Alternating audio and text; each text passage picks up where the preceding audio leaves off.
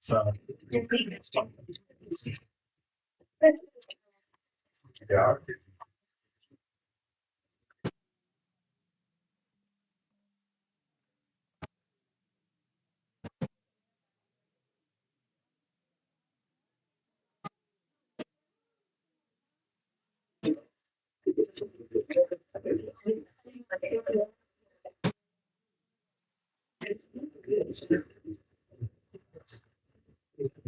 Which video I think? Oh, that's nice. Oh, that's nice.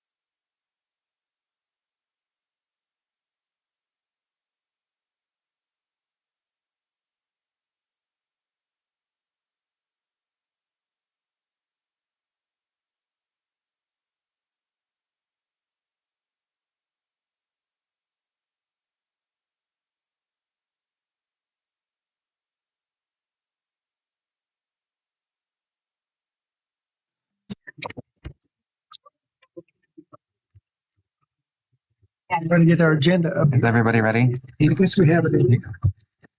Everybody ready on this side? Well, let me get the agenda. Right on the set. Do you have it in paper form? We didn't. Yes, I'll fix that.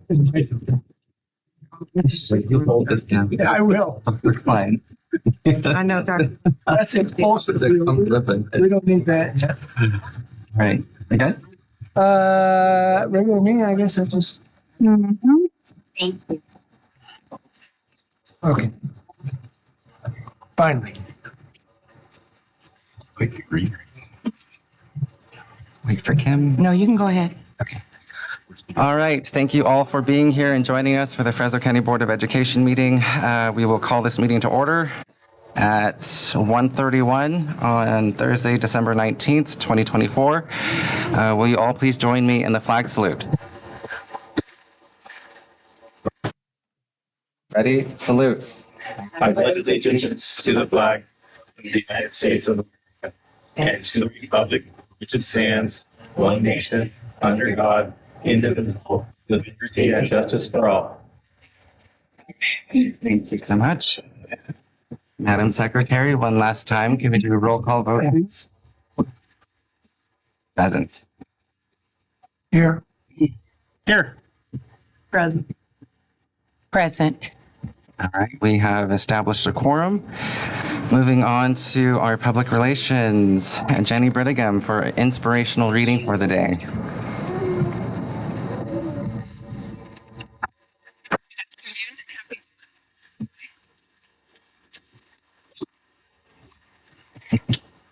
As the holidays approach, it's a time to reflect on the collective impact made across the field of education. Every role within our schools and institutions contribute to creating environments where students can learn, grow, and thrive. The holidays serve as a reminder of the values that drive our work: hope, generosity, and the belief that every student has the potential to succeed. In classrooms, on campuses, and behind the scenes, these efforts come together to shape futures and strengthen communities. May this season be a moment to pause and appreciate what has been accomplished and renew the commitment to the important work ahead. The combined efforts in education light the way for brighter tomorrows. Thank you.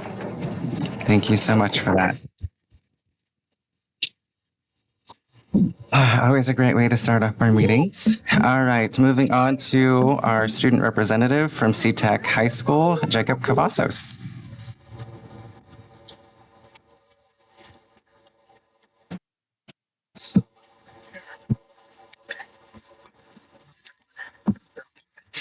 Before I begin, I just want to apologize for my absence last board meeting. I'm sure you've been told why I was gone. Further ado, our school, the freshmen have been, showcase has just recently happened at our school, and which was Tuesday night. The freshmen and seniors presented, and so I'm gonna go over what the freshmen presented. Toy Lab Titans, the big pitch. Freshman students applied STEM concepts by designing and prototyping innovative toy concepts that meet specific engineering standards and market needs. They also developed pitch presentations to demonstrate how their products align with real-world businesses and design principles, integrating both creative and technical problem-solving skills. Tuesday night, the seniors were also presenting the blueprints to brilliance, celebrating senior mastery. So us seniors demonstrated the mastery in our fields by creating capstone projects that require deep integration of our accumulated knowledge in subjects like architecture, engineering, and the humanities. They presented comprehensive blueprints for our projects, which we illustrated how interdisciplinary approaches have shaped our learning journey and prepared us for future careers. So kind of to sum that whole thing up, we basically presented what our advanced classes were like. For example, I was in the advanced welding program, and so I kind of presented some of the stuff I learned from the advanced area and applied it to what I could use it for. Wednesday night, our sophomore and juniors presented their showcases, with the sophomores presenting Power of Patterns and Through the Trenches, perspectives of life and war. So the sophomore students explored mathematical and historical patterns through the lens of geometry and social studies, analyzing how recurring themes shape both natural and human-made systems. Here's the revised sentence.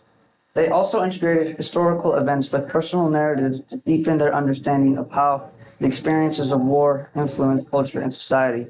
And so the sophomores showcase was very neat. One of them, well, most what they were presenting were tessellations. And I think I showed you one of the other board meetings. I believe my first board meeting, I showed you how they did their tessellations. Well, they presented that as well, this showcase. And they also built a very big, probably almost as long as this room, trench that you can walk through and kind of see almost a perspective of what trench warfare was like. And so that was very neat of what our sophomores did. And another thing I forgot to really mention about the freshmen is how they made toys. They made toys and how they pitched it. And it was just I wish I had pictures to show you because they were just outstanding, some of the toys they made. And for our juniors on Wednesday night, they presented the periodic table of industry and foundations of a nation fire. Sorry, I read that wrong. They presented the periodic table in a very big, life-size periodic table that probably stood about 12 feet tall. It was very, very interesting to see all the elements, holdable sizes. And they also presented foundations of a nation fire pitch project. So the junior students connected chemistry principles to industrial processes by exploring the elements of the periodic table and how these elements drive manufacturing and production. In addition, they designed fire pits as a part of a project that linked their knowledge of engineering and history, showcasing the foundations of both industrial innovation and American heritage.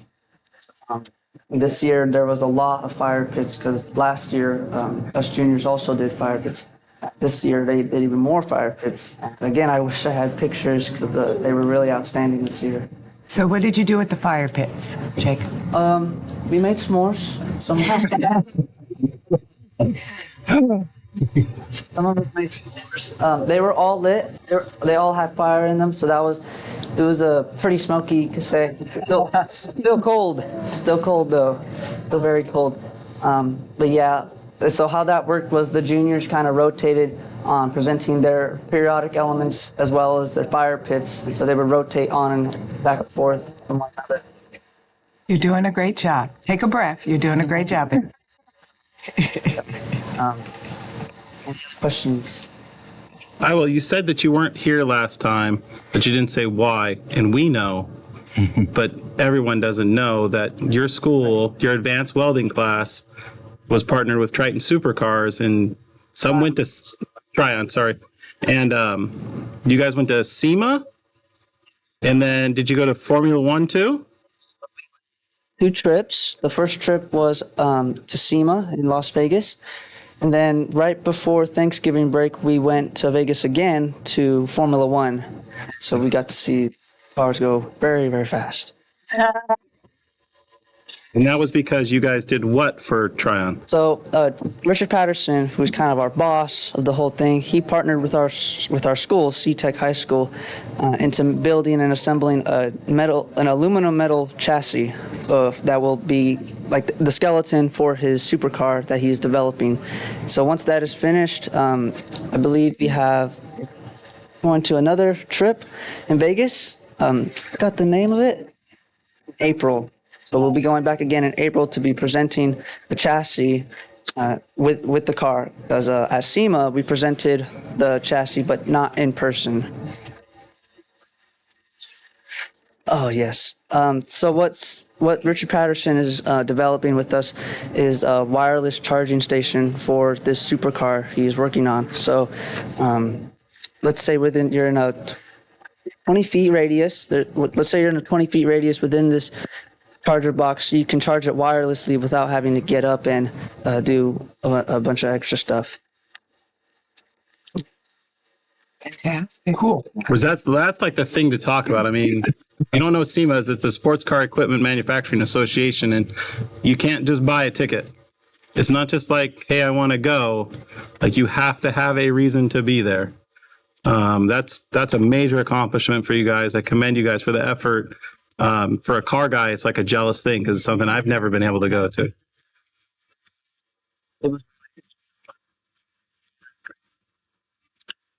No, great work. So your car is a prototype for a non-plug-in recharging concept. And can you do multiple cars on the same charging station instead of one at a time? Do you know, is that the concept? Yes.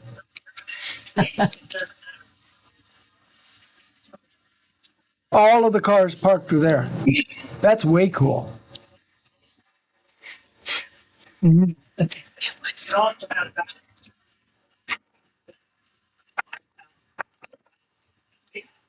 can actually, like, if you were at the Blitz, right, or going to river, picking up your videos and your little box, right, you actually just plug it in, replace your battery with the other one, put it in your car, and you drive off. So technically now you have the ability to not only charge your car, right, be ready to go before even somebody has to pump the gas and get ready to go.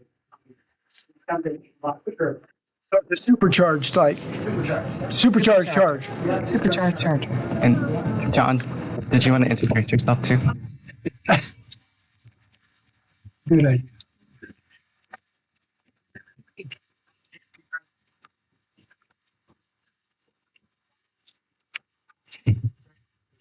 So this is the kind of cutting edge stuff that CTEC's involved with. It's way cool for these kids to see this because these new innovations just come rapid fire and these kids are right on top of this stuff that we don't realize. We're just asking questions and learning just from this.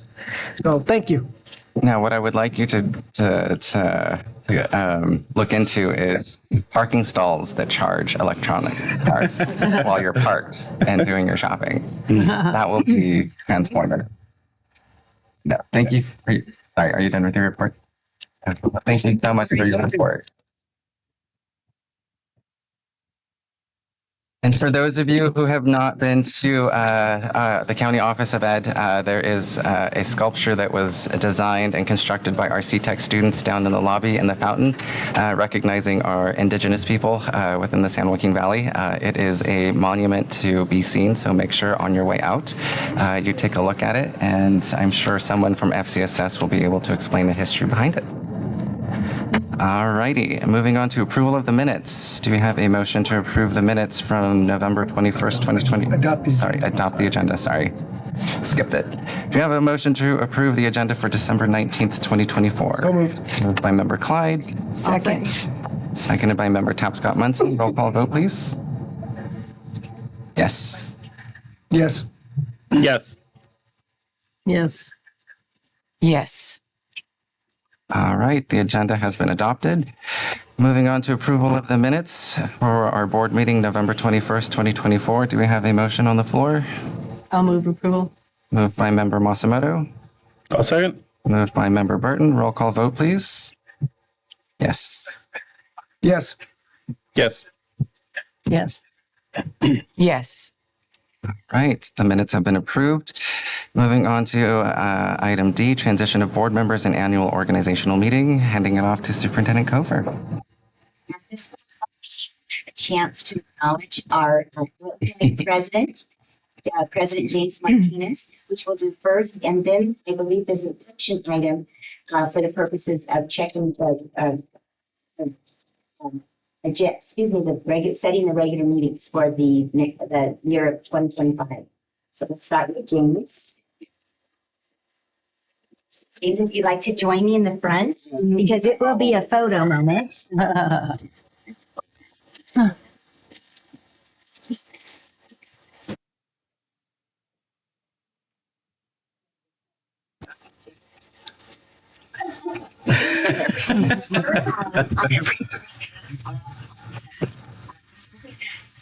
Their signature for our office, because I think Matt Margaret has it captures the innocence of childhood, and we really want to honor a person who has devoted their time to children in Fresno County. So before I pass this off, I just want to personally say I've appreciated so much your leadership and your friendship, and in the history books, You will go down as somebody that was devoted to children and education. And that is a legacy that I believe there's no greater calling for. Thank you, President.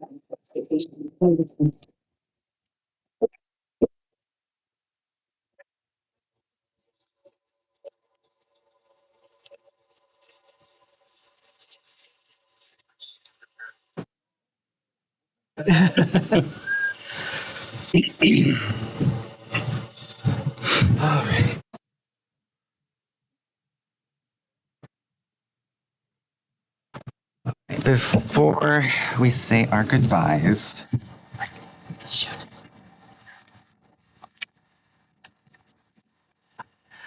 all right, I do have some closing remarks, and I have mentioned each and every one of you on this dais, so give me a minute.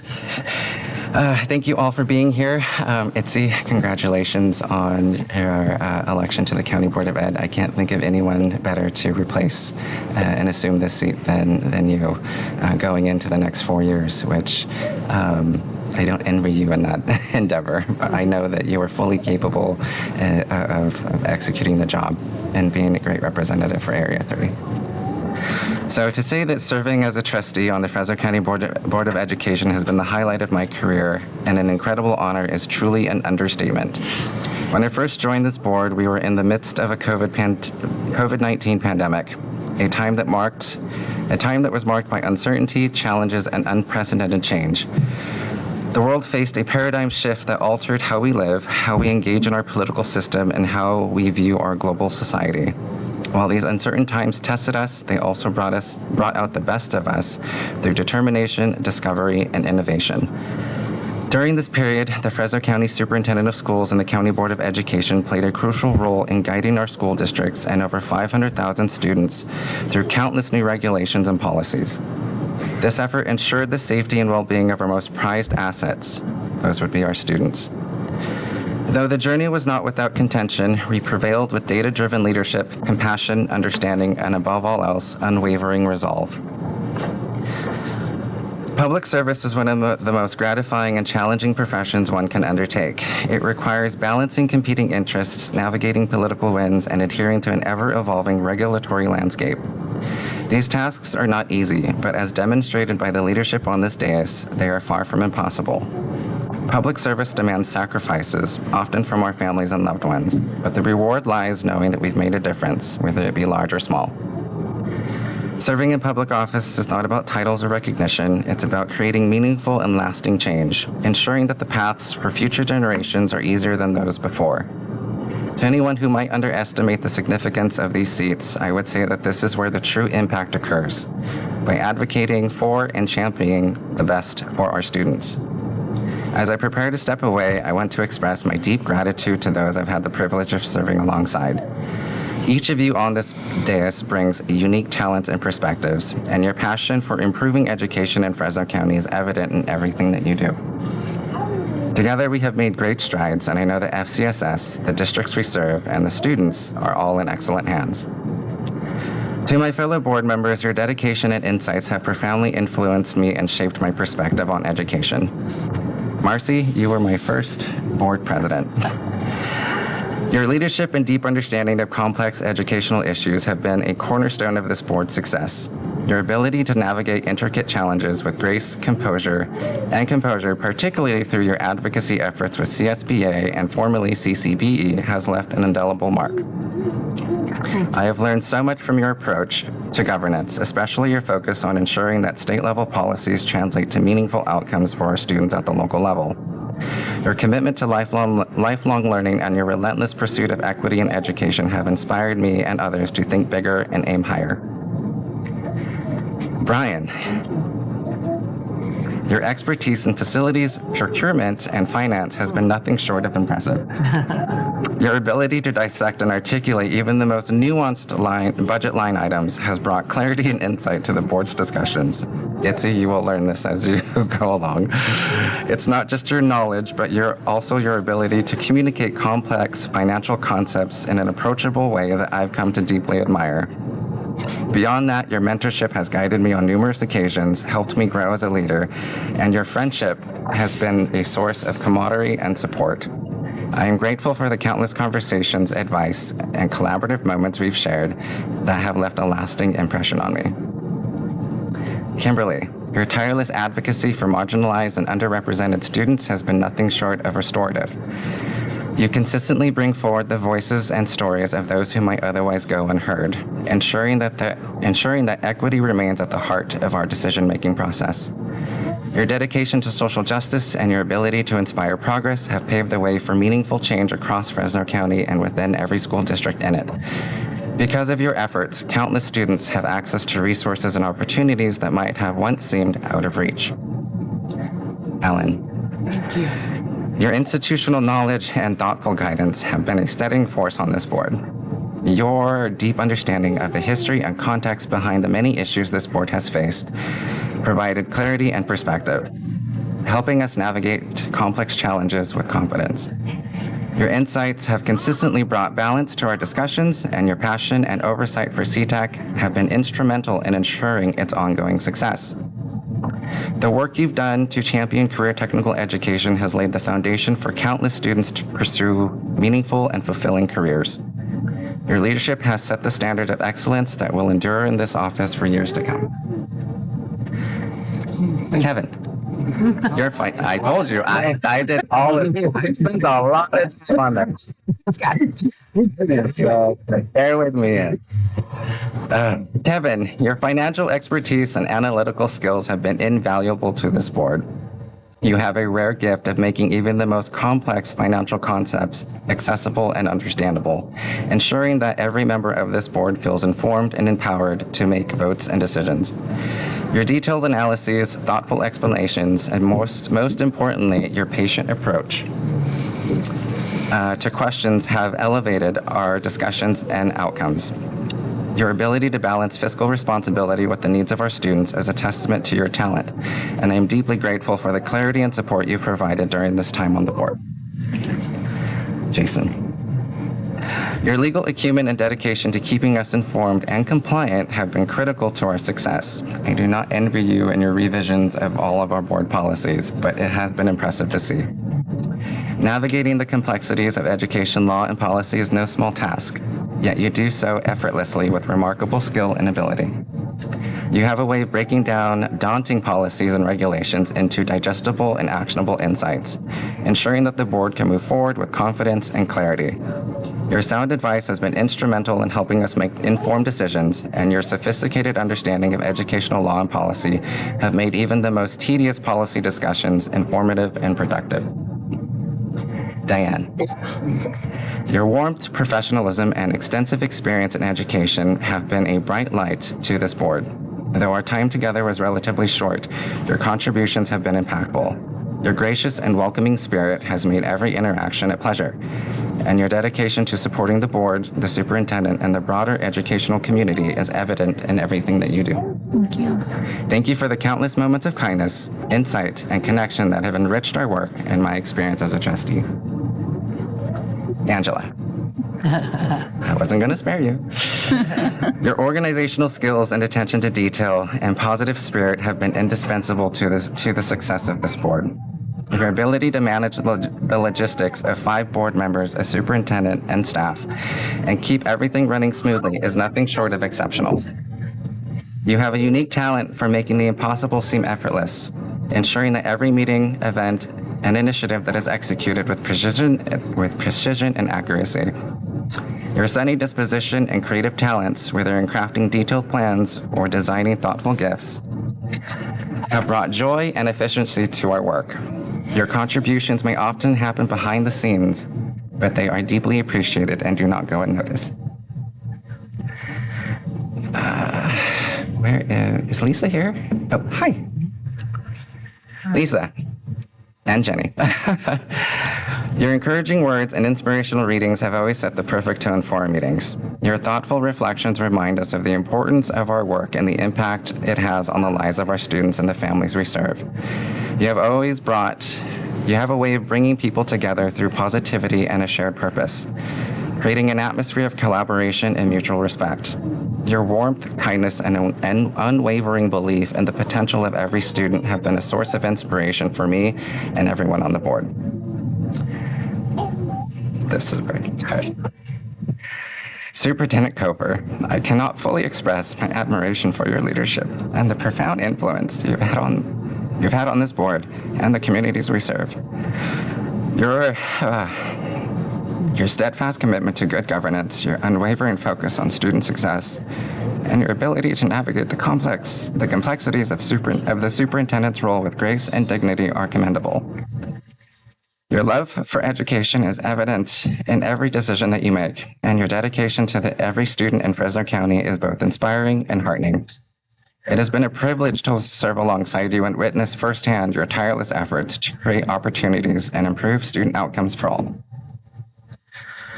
While this person may not be here, they've had an impactful impact on my life, and this is my first superintendent. To Jim Uvino, you were a guiding light during one of the darkest times of my life. When I joined this board, I was navigating profound personal losses and suffering in a period of significant upheaval. Your kindness, mentorship, and steady presence provided me with a sense of stability and hope when I needed it most. You never judged or critiqued my struggles, but instead offered understanding and support, helping me find my way through the fog of grief and the uncertainties of life. Your impact on my life has been immeasurable, and I will carry the lessons of your thoughtfulness, compassion, and friendship with me always. To the best team out there, Team FCSS, you are the backbone of this institution. Your professionalism, expertise, and passion for service to our students set the standard in education both locally, statewide, and beyond.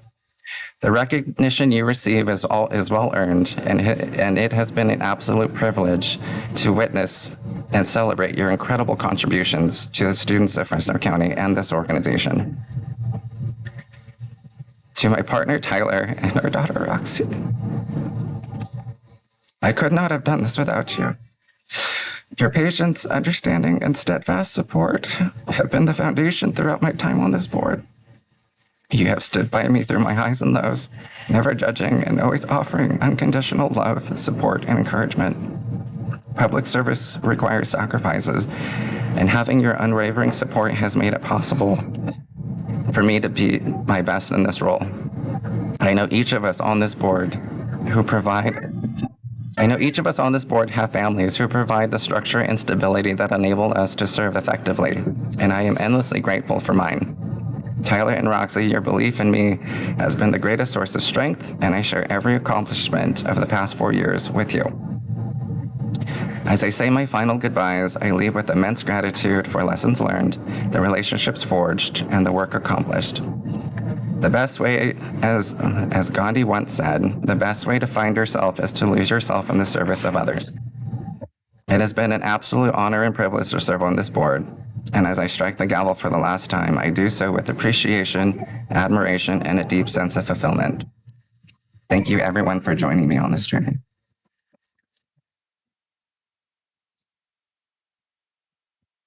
I apologize for the length of it, but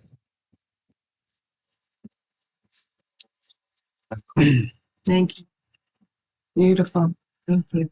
all righty. What's next? Actually, brought you the Oh, thanks. Oh, I do. Okay. So we will be moving on to action item number 2, legal services. Jason Parkins, you have the floor.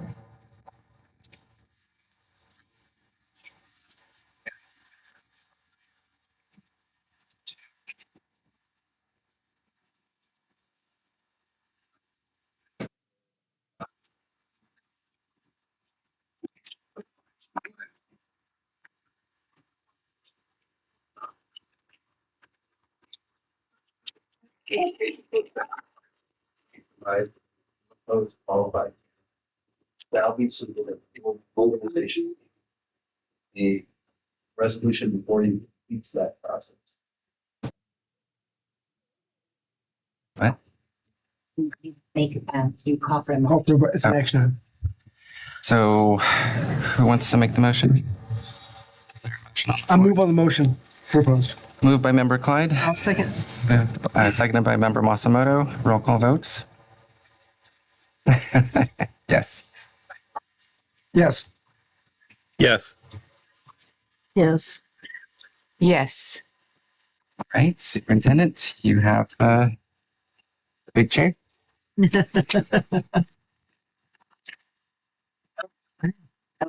I was ready for more applause for you. We'll do that.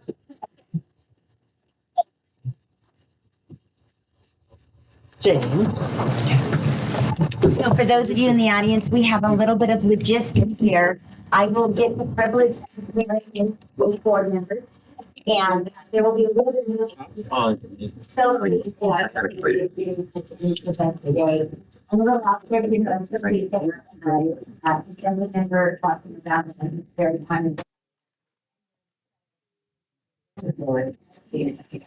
Well, like I said, they're only 30 kids, but thank you for all the random stuff. I am aware of the fact that there is a camera right there, and I'm going to have Brian Burton stand in front of the camera.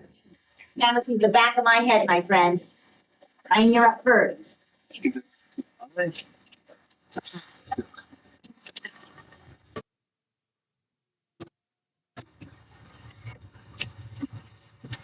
Sir? See how many words I can remember at a time. Okay, I'll do my best. Okay, put your right hand up.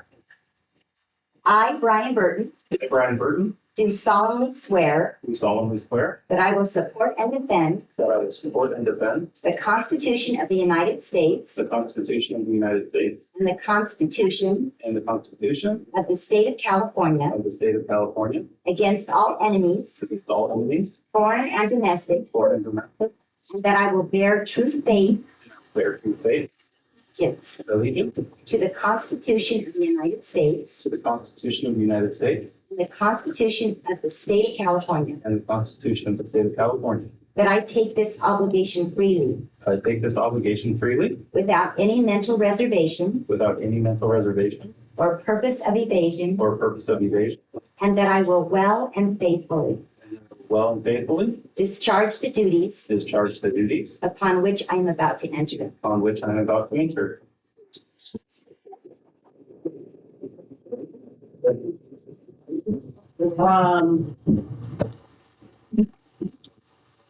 Well, James almost cried, and I'm afraid if I talk, I will. So most of the night about serving with James. We started together. You know, I probably didn't get elected to end up getting much of this. How I feel about James. But that all a little together is a little bit, but it's an honor to serve together. I'm looking forward to serving with you, but we've really grown up together. We've been through a lot with our personal lives.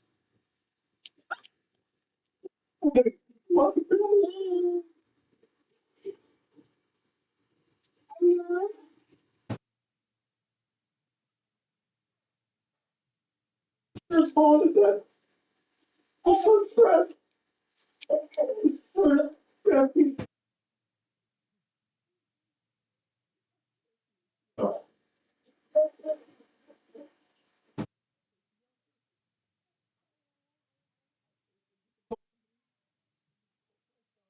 It's difficult for their family. You don't expect to build those kind of connections with people that you get elected with or you serve with. But that's the wonder of Fresno.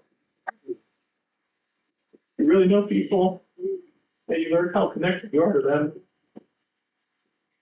And you just have chance encounters that you might other actually go through the same time. A little bit of perspective on it. But serving kids is so much what's the account of it. And then we see so many kids in our community that are having a hard time. And how comfortable are they to express their items, and how can we do that for them? And how can we really shepherd and take care of them? The work that the district does, really shepherding kids who are having difficult times. You know, and it starts with just a stance of almost 4 years ago, there was a conference and James said, let's carpool to save money for the district. Yeah. And I told somebody, Yep. and they said, do you know James very well? And I was like, no. And they were like, I don't think you guys are very much like each other. And I said, well, you might be surprised. And it has led to, I would say, a very close friendship. It's one that will last for the rest of my life, and been honored to serve with him. And I'll leave it with that because then I'll talk to Mike. Talk.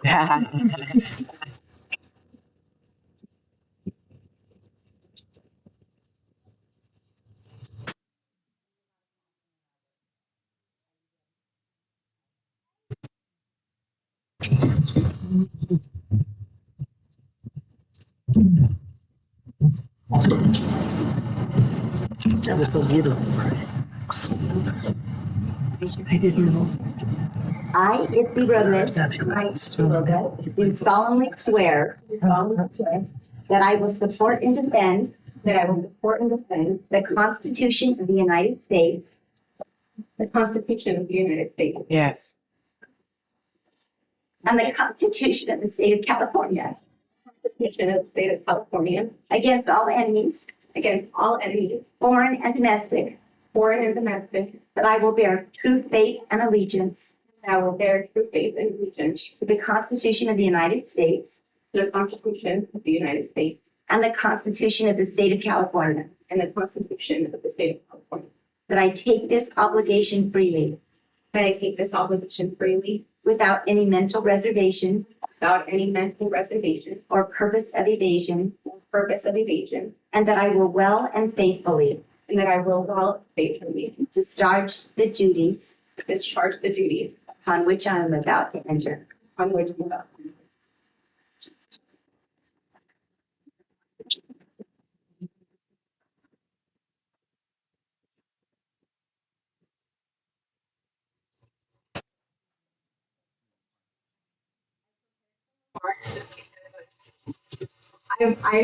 As a staffer of public officials, you think you get used to talking in public, but honestly, the nerves never go away. 26 years ago, I was starting kindergarten at Raul Elementary.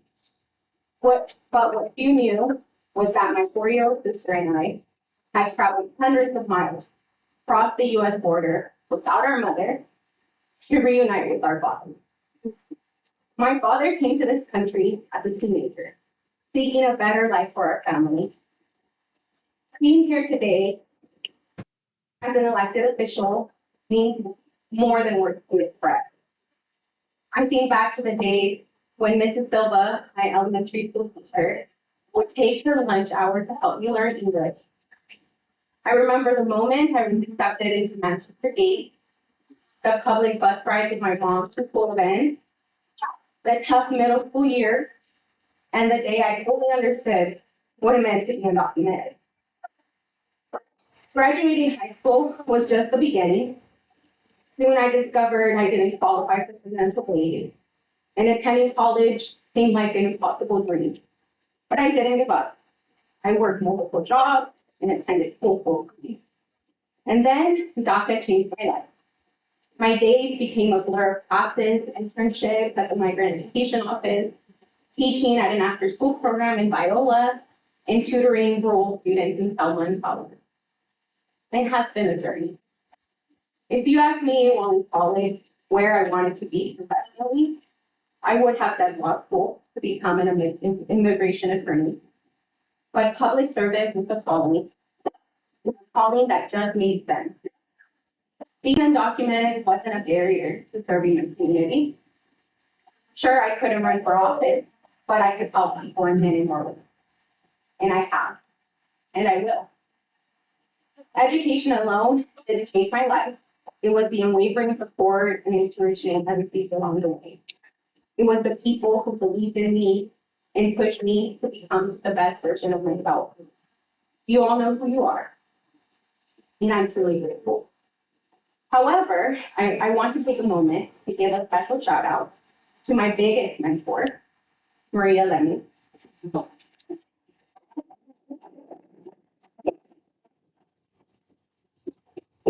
He has been a part of my journey for the past 13 years, and it's no coincidence that she shares the same name as my mom. Maria, thank you for everything you do for our community, for being an incredible mentor, and for uplifting so many of us. Your impact is immeasurable, and I'm forever grateful.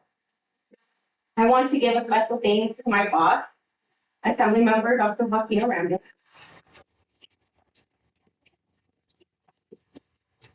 See, when you work in politics, you either come out defeated or with hope. Thank you from the bottom of my heart for helping brighten the light in me that have been dim. You are an example of what public service should be, of leading with love and humility and treating all, even your staff, with dignity and respect. I, of course, want to thank my family, to my father, and he couldn't be here today because, as you know, we're in the Central Valley, when it rains, farm workers work. And my dad, he works in the almond industry, he's a farm worker, and we finally packed done and was able to work, so he couldn't be here.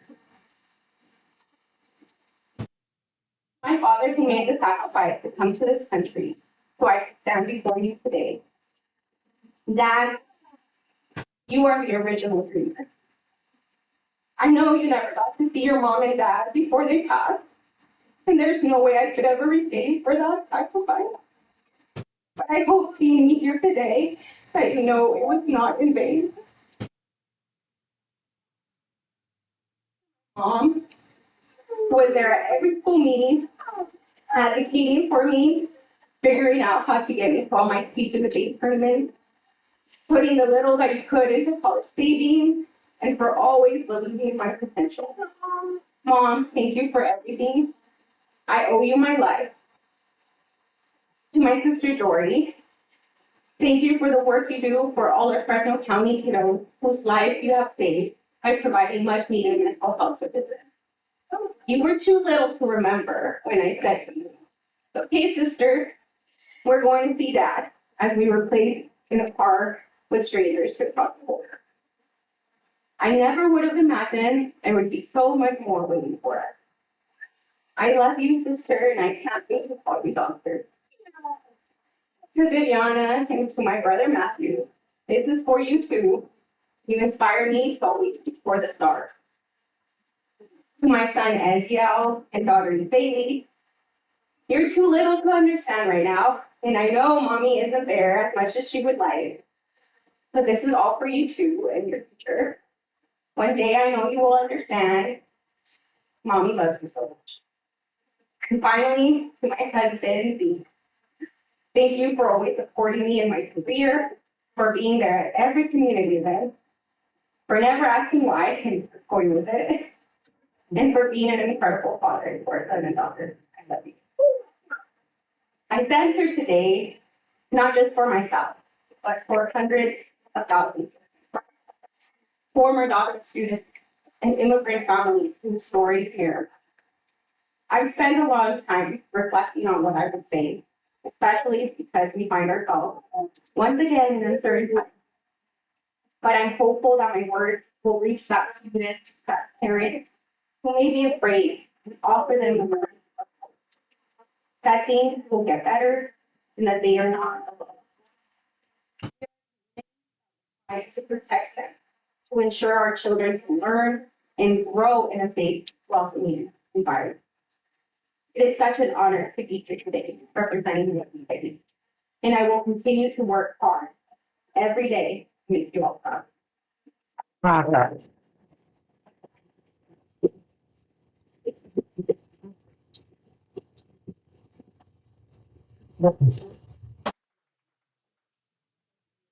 I promise you will take a bunch of pictures. We have a break in about 5 or 10 minutes. And now I'd like to ask Dr. Alan Clyde to step up. No, Dr. Clyde, you're up. Yeah. Oh, I told you actually stand up and have it. Yes, she needs her seat. She needs her seat. We'll move name tags later. She is where? She'll be right here.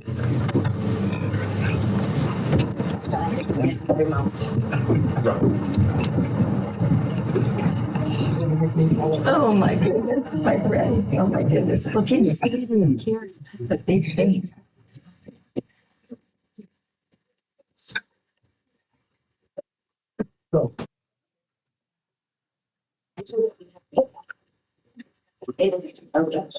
Yeah. Okay, well, that was a moment. Great. Yes. That was Okay, sir, are you ready? Yep. This is special, special for me.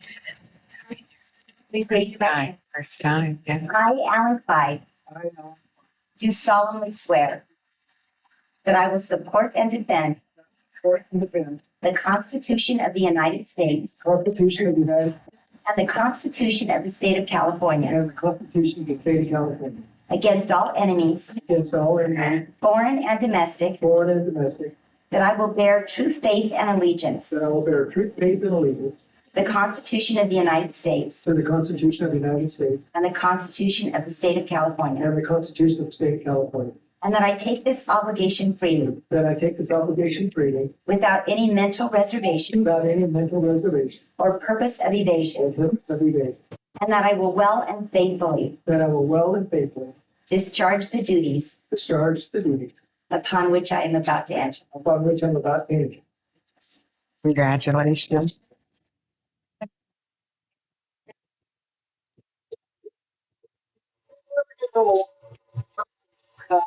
The Capitol was unified. This is my 8th swearing in. And I want to introduce my much better looking half, far more intelligent, I like them.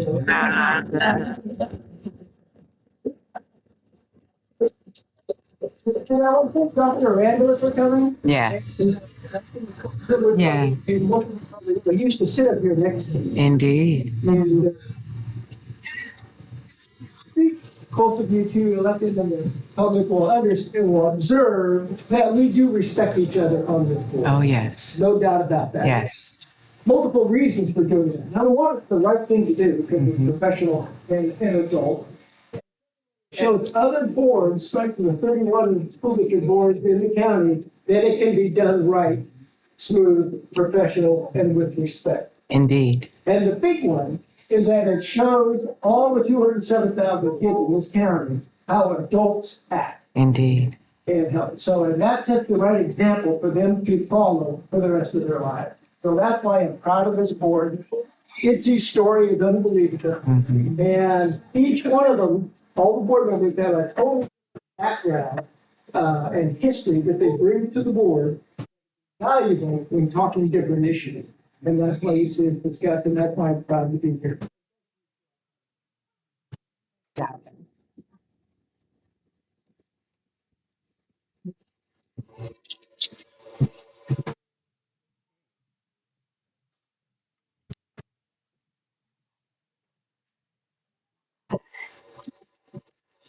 Okay.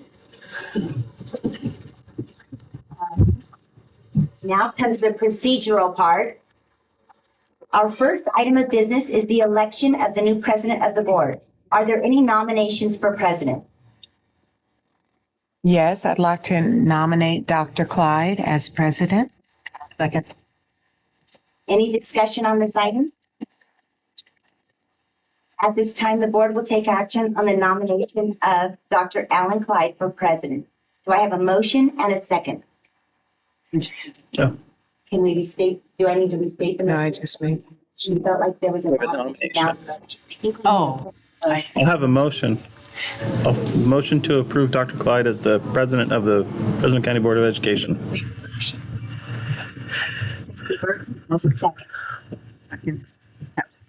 Second. Trustee. Yes, I'll second. Thank you. Second. And please call for the roll vote. Yes. Yes. Yes. Yes. Yes. Congratulations. Thank you. To our newly elected president. It was a hard fought battle. Please conduct the election of the new board vice president and the schedule of the regular board meetings for 2025. Sure. The next item of business is for the election of the vice president of the board. Are there any nominations for vice president? You're the president. Who would you like for your vice president? Well, it's up to the board. Do we have a nominee? Oh, nominated. Yeah, you're supposed to nominate. Oh, okay. Ms. Masamoto. I'll second. Second the nomination. Been moved and seconded. Any other nominees? Okay. I'll motion to approve Dr. Masamoto I'll as second. Vice President. I'll second. Roll call vote. Yes.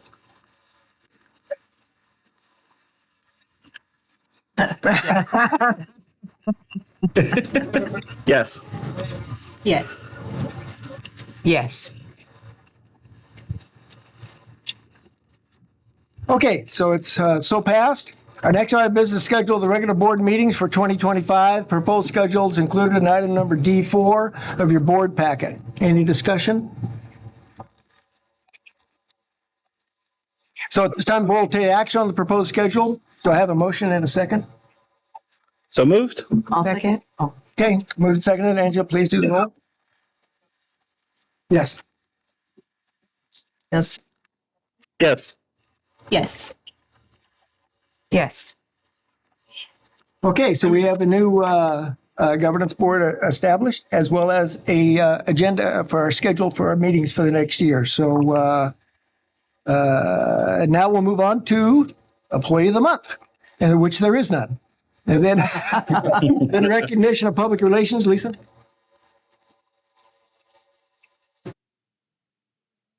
Yep.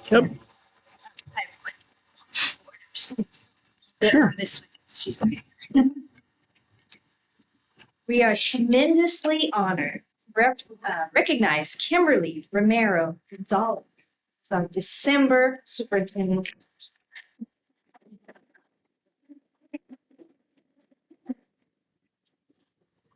Kimberly is a senior at Tranquility High School.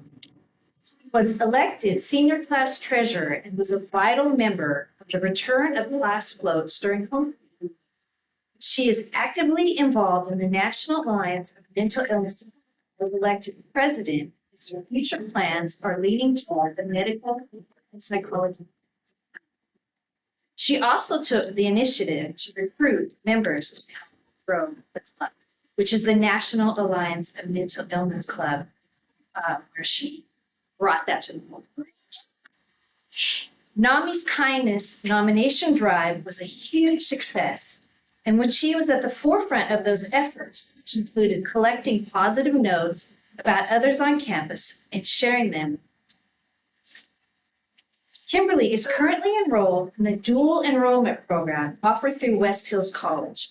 After finishing the fall semester, she will have completed 20 dual enrollment courses.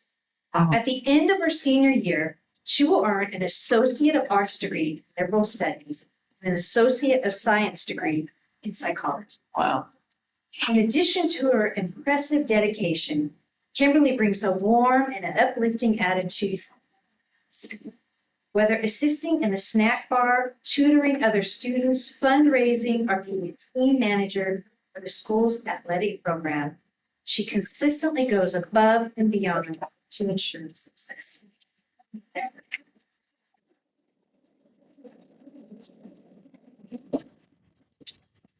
So for those of you in the room, this is one of the monthly activities where we actually recognize one of our students for extraordinary accomplishment in our school.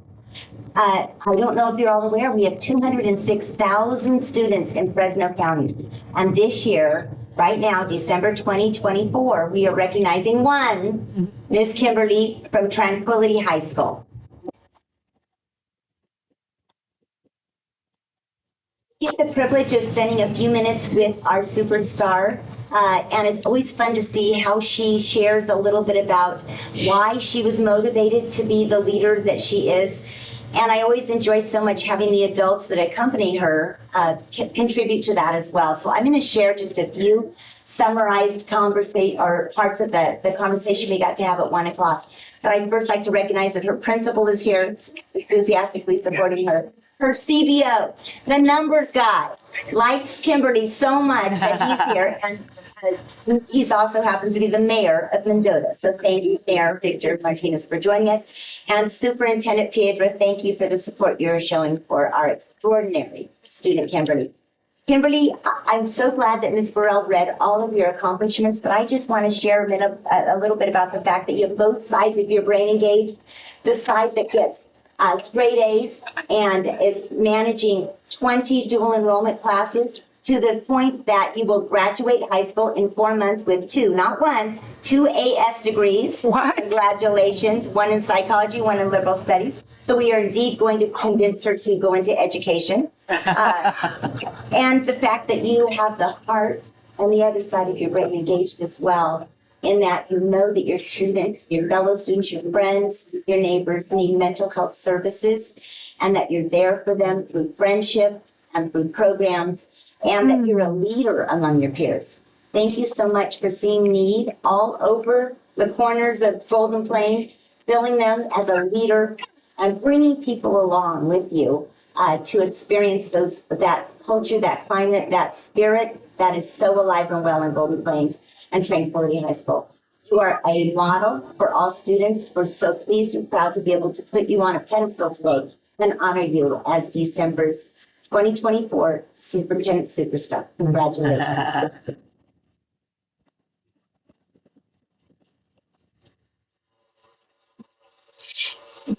This is the time when our board says a few words, and then you get to say a word or two of acceptance. Stand up. There you are. Okay. Really? Well, I'm going to ask the big question. Where do you want to go to school when you're out of Tranquility? Well, I hopefully in the near future, UCLA or UC San Diego accepts me, and I am able to enter in their biology or chemistry major, so that eventually I could go to medical school, and from there I want to go to residency and fellowship to become a plastic surgeon. Oh, Plastic surgery. oh, I was thinking you lead towards psychiatry, but that's good for you to get Associates of that one, but I ended up switching it because when I wanted to do an associates in biology, those classes were in person, but it was in Kalinga and I was in Tranquility. I see. Well, I'm sure you can call Dr. Rambula or myself. That's our classes. Thank you. Congratulations. And no matter what you do, we hope you come back to Fresno. Bring it back. Yes. Thank you. I'll speak up. I'm so delighted to see you. I can just see the cheerfulness on your face that you're probably well loved in your community and at your school. And I'm so proud of you for 20 courses already. I thought I was pretty cool when I was in high school. I got 3 college courses behind me, but that's just phenomenal. And congratulations not only to you, to your family for supporting you, and to the whole school district for having the foresight to create pathways that you have the option to participate in dual enrollment and complete those AA degrees. You're so far ahead of many of your peers across this state and across this county, and I'm really proud of you and look forward to having you come back and share with us whatever you end up doing and wherever you end up, whatever field you end up in. So come back and report to us. Thank you. I was going to say, no one ends up the superintendent superstar on accident. You know, it's not something just happens. It's purpose-driven people, and that's one of the great things that we get to recognize here every month as a purpose-driven person. I will tell you, many of us may have not thought of ourselves as a purpose-driven person. You may have never even thought of yourself as that. But none of it happened by accident. It's an immense amount of effort by yourself, but also the people who surround you. And that's why all of us are going to say, come back to the community. And we not only say, come back to the community of Greater Fresno, but come back to your community of Tranquility. I have a family member who was the director of physicians at Alcatraz. The number one thing people always ask is, does he have any writings? Because they have no writings from the doctors.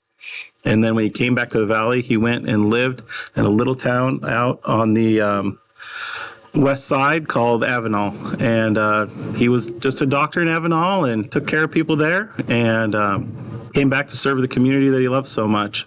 And that's why we say, come back to the communities that we love. Come back to the communities that shaped us, shaped the future of other people in your community, and raise and lift them up. And that's really I think the focus of all of us. And I commend you for your efforts at school.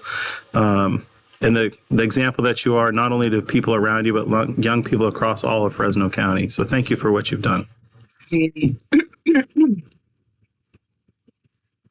Kimberly.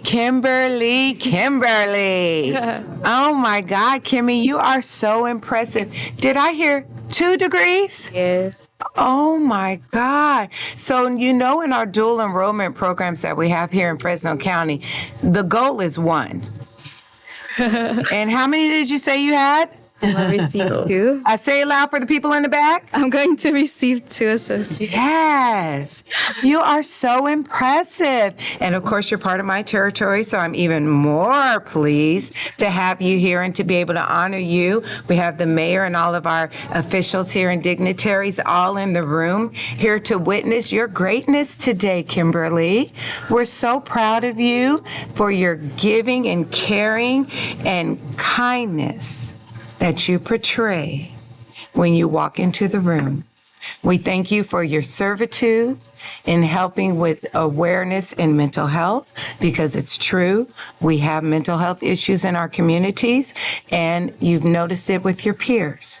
And you've been that person, that safe place for them with awareness, and I know an listening ear, a friend conversation, and then you went to help in the food pantries.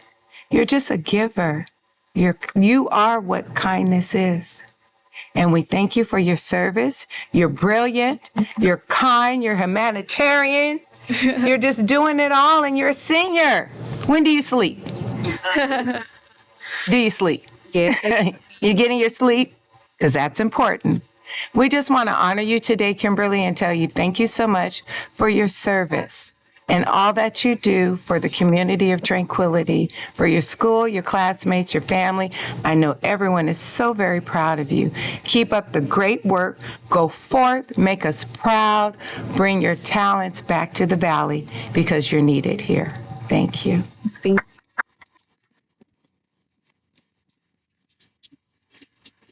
I'll just be very brief. Congratulations, Kimberly. Do you have any siblings? Yes, I do. What are their ages? Are they younger? Yes, I am the oldest, first generation. And then I have one that's 14, which is a freshman that's also with me in Tranquility High School. So I'm pushing her to also take college courses, to take any opportunity she has in hand. And I have a younger one that's in 5th grade, and the other one's in 2nd grade.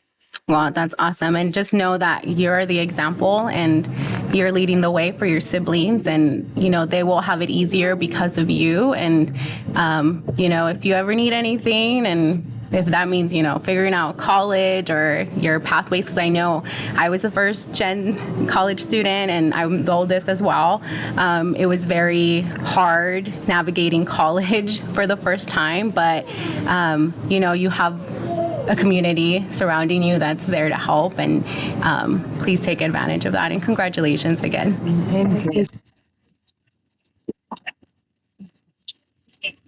He has to do an interview with this guy in just Oh my God, he has to go. Superintendent Pedro, would you like to just say a word or two, and then we're going to ask Kimberly to speak, and then we're going to wrap up and go to recess.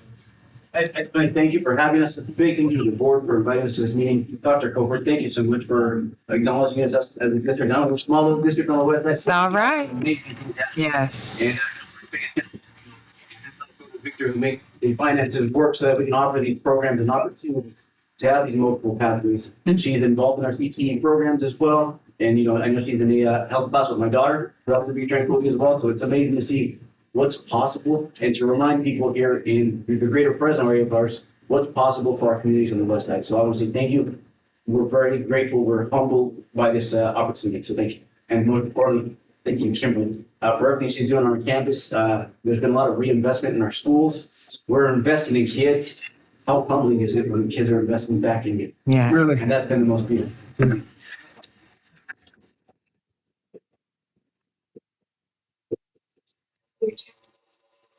you like to say a word or two or acknowledge anyone?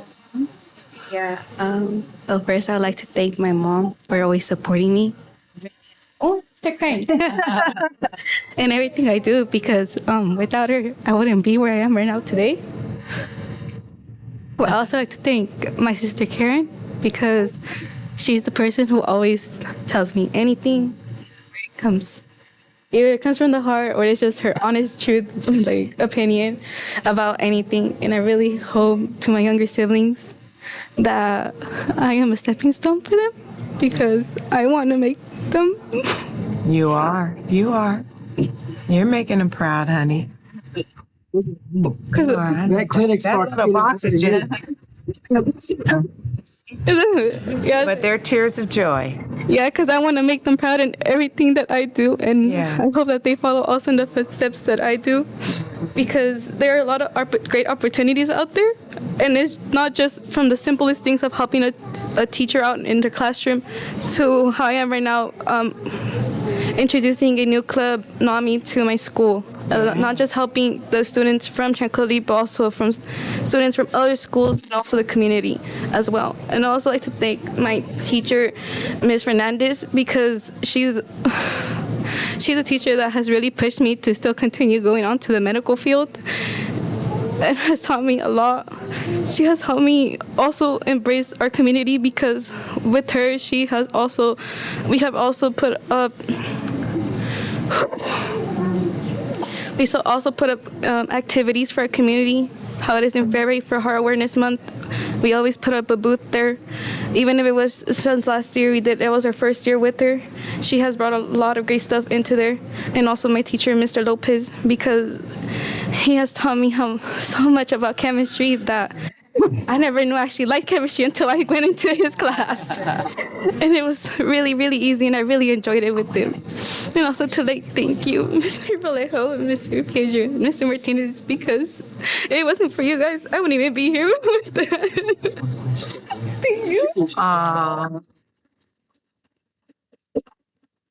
So Kimberly, I have one question for you. So you were saying out at West Hills, it sounded to me like you were changing your major because the coursework wasn't available that you wanted to take. Is that kind of what I heard? Or Well, I was deciding to choose an associate's in biology.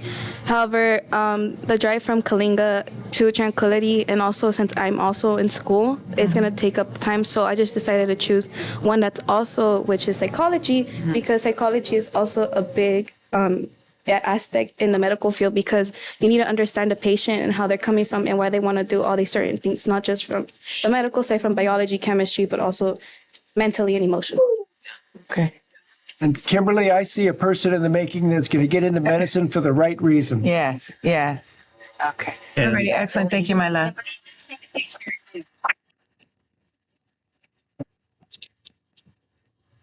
We just stand for this. Superstars. From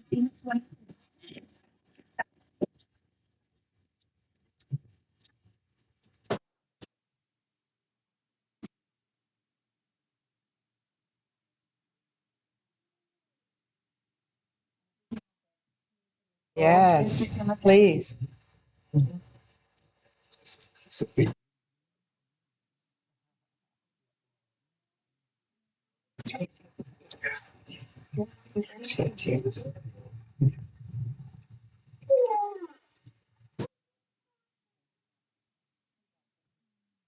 Welcome. Thank you.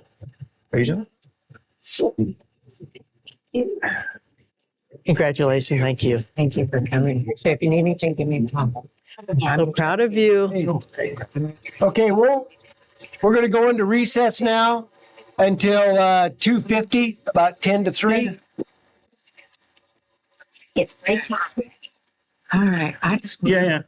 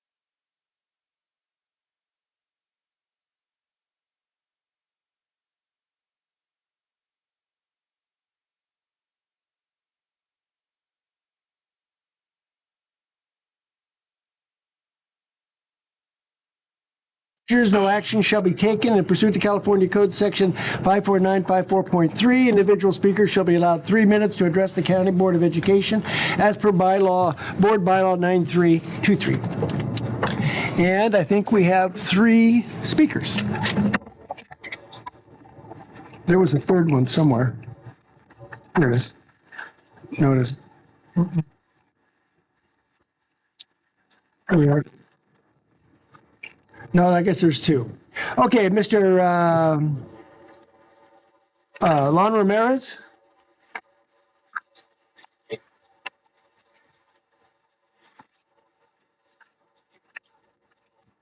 Good afternoon, esteemed members of the Fresno County Board of Education. My name is Luann Ramirez, and I'm on the E-Board of the Fresno County Chapter 573 of the California School Employees Association. I just started my 19th year of employment at FCSS. Many of us are familiar with the extensive rebranding that this organization has undergone in the past 2 years, and while we don't know the actual dollar amounts ourselves, we are keenly aware and are often reminded that costs for everything have increased exponentially in the last few years. An action item on your agenda today is setting the salary and compensation of the Fresno County Superintendent of Schools. Per Ed Code, a superintendent's salary cannot be decreased. Once set, however, you do have control of the salary amount moving forward. The current superintendent was successful in negotiating a 2-year contract with the Fresno County Board of Education upon being elected 2 years ago as the then Assistant Superintendent of Educational Leadership and Development here at FCSS, which netted her upwards of an 80% increase to her base salary. And after her first year, she received a 5% salary increase.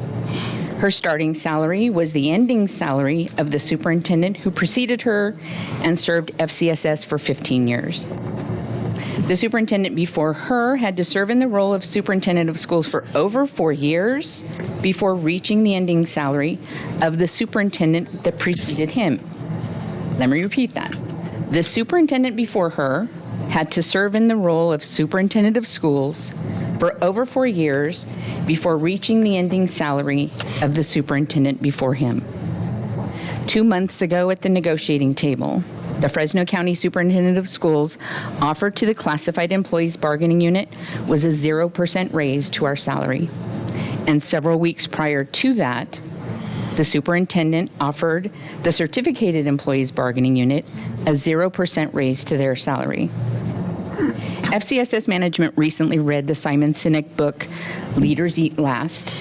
One of the key points of this book is that leaders must create an environment where employees feel protected and can trust one another, prioritizing their well-being before and over personal gain. As leaders yourself here in Fresno County, please keep this in mind as you consider the superintendent's salary negotiation, because we require the trust and empathy of effective leaders who have genuine care and concern for their constituents. Thank you. Thank you, Lorraine. Hector Romero? Good day, members. My name is Hector Romero. I'm the CSCA president of our chapter. I'm also a 25-year employee here at Fresno County Superintendent of Schools. And I'd like to welcome our newest member, Member Robles. Welcome. The reason why I'm here today is just to ask about accessibility, accountability, and transparency. And my question is, I know that we now live stream our sessions or the board sessions, but as I have learned, we do not archive them or offer them after. And I think since majority of these meetings are during the workday, which our employees can't come to, or they can't watch it really at their desk, why are we not providing this ongoing for the public also to see the work that our superintendent and board does? So that's my question. Thank you. Thank you, Mr. Romero. Okay, and then by law, we can't comment, so as we move on. Next one is there are no public hearings scheduled. And Information Administration, Dr. Kofer on FCSS programs and SNAP programs. Yes, we're continuing our practice of informing you when we have maybe a move or a new employee. And so we have standing room only again in the back of our space here because we have two really exciting staff programs to share with you specifically. Please join me in congratulating Dr. Annie Sharp, who has been promoted to Executive Director of Systems, Innovation, and Improvements. Oh.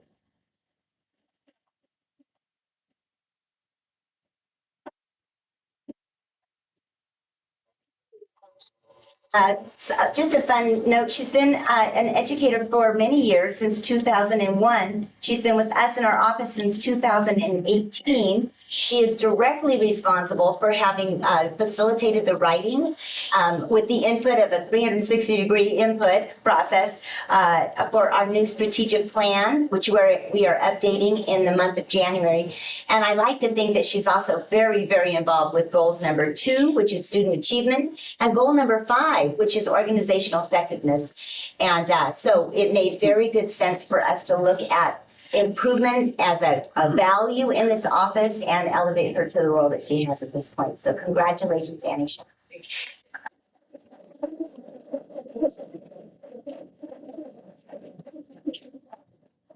We also are so excited to have a veteran from one of our school districts who's now joined the FCSS team. Please help me welcome Cindy Schreiner as our new Senior Director of Community.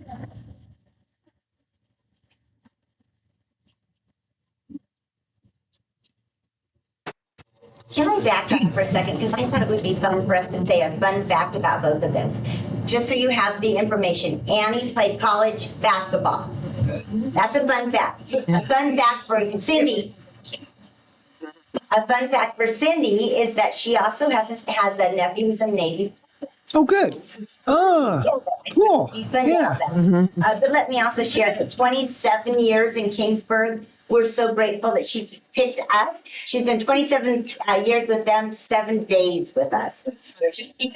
She's an expert in many, many areas. So it was really fun to walk her around the office. She literally had warm and deep relationships, mutual ones, with many people in many different departments in our office. So it made very good sense that she landed at HR. So she will be joining Tannen as our number 2 in HR. And we're just really excited to have your leadership. Thank you so much. Yeah.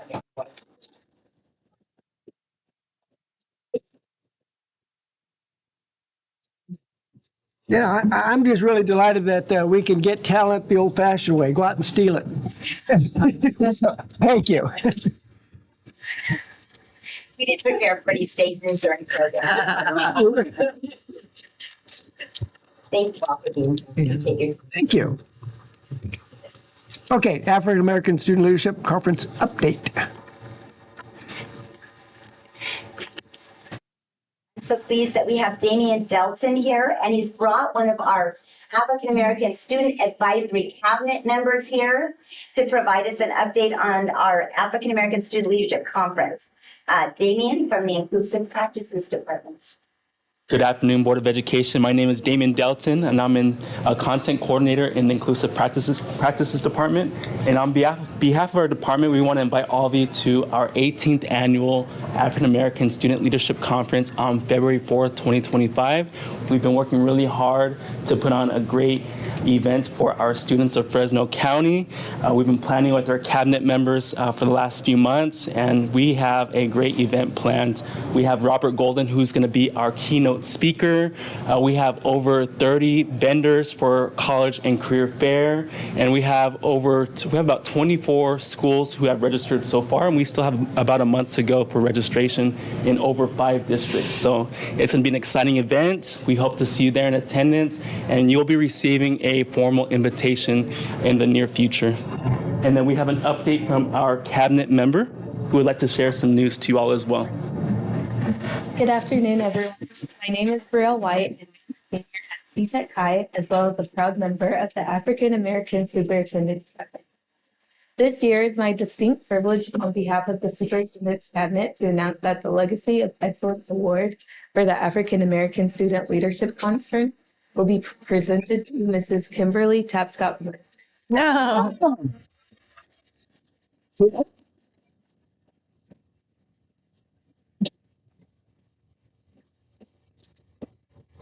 We deeply appreciate your exceptional dedication and invaluable contribution to the Fresno County Superintendent of Schools and the greater Fresno community. Your tireless efforts and unwavering commitment inspires us all, and we want you to know that your impact does not go unnoticed. Thank you for everything you do to uplift and empower others.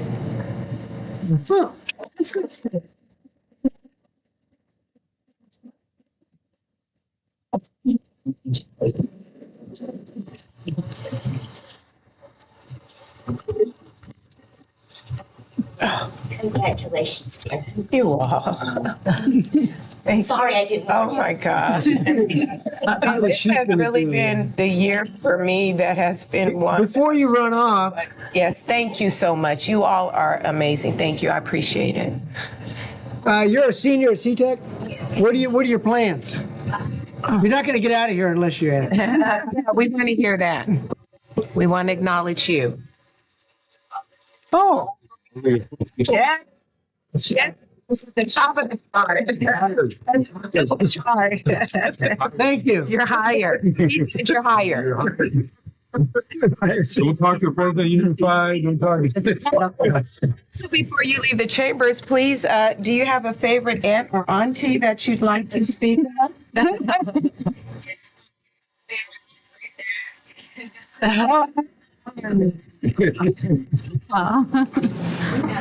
been a lot of love in the space. You know, Dr. Barfield is with us, and I just want to say that she has been the matriarch, the conceiver, the inception person, maker for the conference for about 16 or 17 years.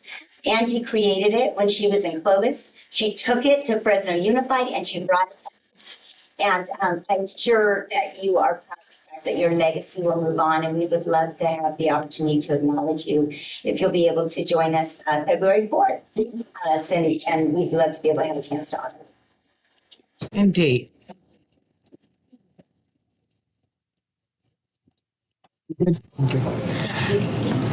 Okay, now we'll move on to K, action items. And the room leaves. Thank you for your attendance today. Happy holidays. Nothing against you, Mr. Becker. But thank you for your service. We appreciate you. We'll move on to facilities. Mr. Becker?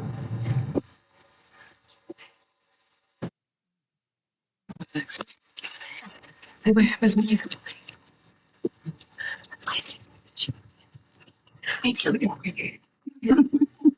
I was pretty Oh my God. All right, good afternoon. It was really and Superintendent Cook. There have been a lot of heartfelt moments in this meeting today, all very special. Let me bring you a facilities.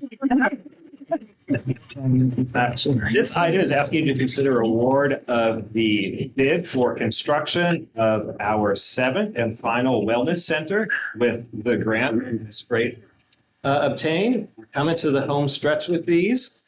This wellness center is located at Raisin City Elementary School. A little bit of background on November 29th, last month, we issued a notice inviting bids for contractors for this project. We had a job walk later in early December, and we had about 5 contractors show up. We opened bids yesterday and are pleased to bring you the results of those bids today. So these are very fresh. In your table packet should have been another item that looks like this. This is the result of the bids. I'll give you a moment to get that.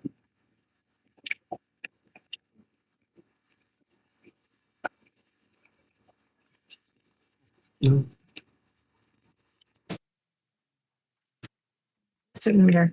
Just gotta look for it. There's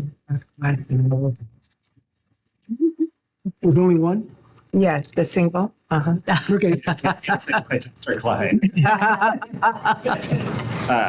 We did receive one bid for the work. It was Holloway Construction. Their base bid was $522,000.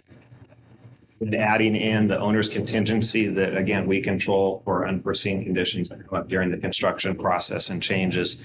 The total contract before you to award is $547,000. A little bit about Holloway Construction. They built our fourth wellness center in Golden Plains at San Joaquin Elementary, the home district of our superintendent superstar. And we've worked with them in the past. This bid, we reviewed it because we did receive one. Normally, we like to receive three.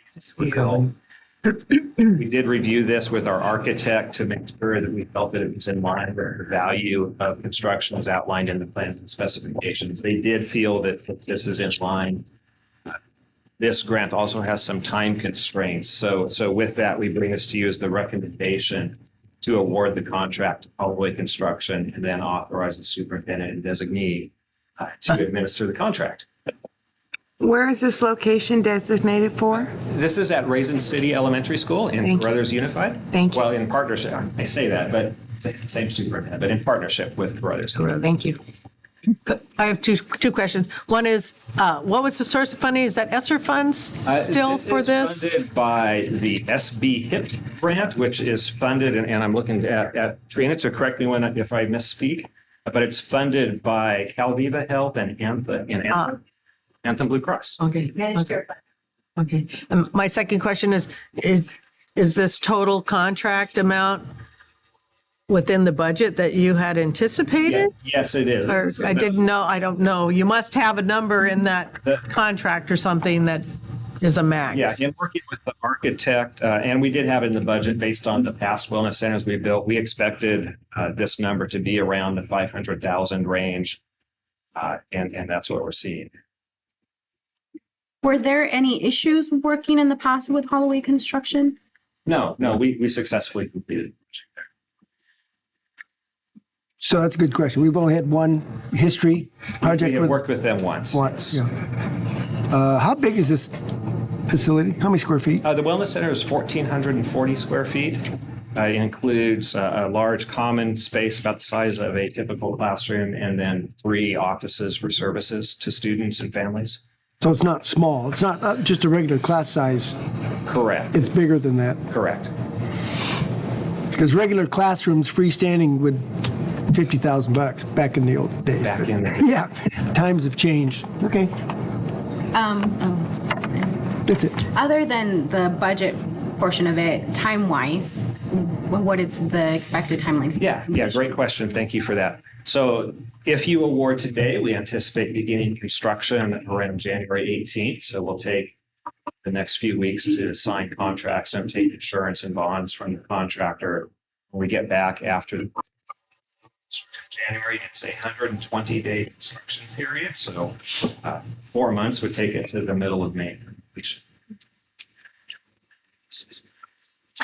And I'd assume that it's the same type of building that we have put at the other sites. It's the same design, the same manufacturer in essence, right? Yes, it is the same style of building. The main difference is this one doesn't have a restroom, and it had to do with location on campus and accessibility.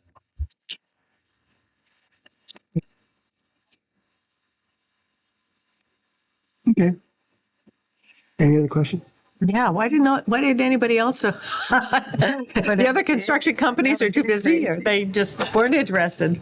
I'm just curious, but we didn't have more than one bid. It is preferable. This was a timing thing. If I may speak, I appreciated that Trina's here because it's her hard work of going out getting extra funds for schools that we have the opportunity to put a wellness center at Raisin City. I asked Jeff to bring it forward because I was hopeful that we could have completed before the new school year. And Superintendent Hirschhorn was hopeful as well. We also recognize that this has been a very busy time, so much building we had to expend ESSER funds by November. And so we knew it was a little bit of a risk that we might not get a large number of people if they're literally otherwise engaged. Contractors are otherwise engaged, wrapping up right now all of the ESSER building that was taking place across Fresno County schools everywhere. So it's been brought forward to you. If Jeff had not gotten a fair bid, we wouldn't have brought it to you. We feel like it's a fair bid and we feel optimistic and we have some trust and faith in the builder. So I just wanted to, it's a set of unique conditions and I wanted to make sure you understand. Hence the good questions about, Very good. yeah, Very good. that came up, yeah. Yeah.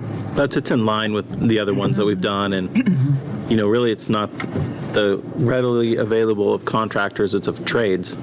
There's lots of contractors, but there's not lots of trades that they can get to work for them. So it's sort of you're only getting bids from people who they know they have the workforce because I'm sure we have penalties if they don't perform.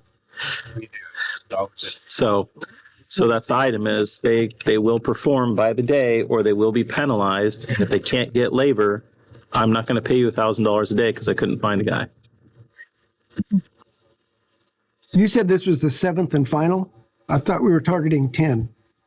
We have four existing permanent, four existing permanents and 5 counting the PA, right? Yeah, so this will put us at 12. Oh, at 12. Total 12. Oh, okay. It's the 7th funded out of this particular. Right? Gotcha. No discussion, Chair will entertain a motion. I'll motion to approve. Second. Been moved and seconded. Roll call, please. Yes. Yes. Yes. Yes. Yes. Thank you. So the next action, Superintendent Kofer? Yeah.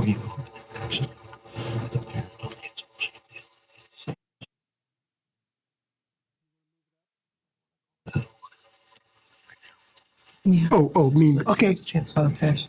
We have an expulsion appeal on our agenda, and the parent is here and would like to move it up to accommodate her.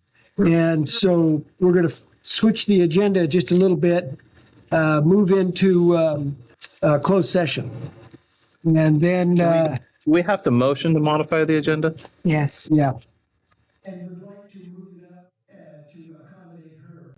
And so we're going to switch the agenda just a little bit into closed session. And then... we have to motion to modify the agenda? Yes. Yeah.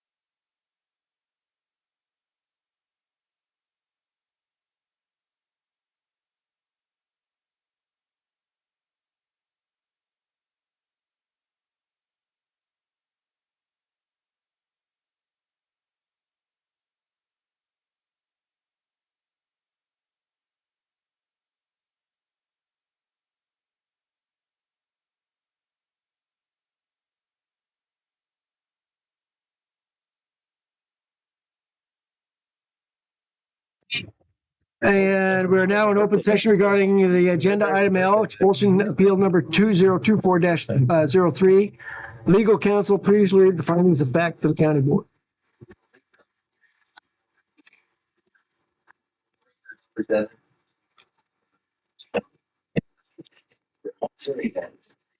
County board is following findings. The district governing board does not proceed without or in excess of its jurisdiction and expense.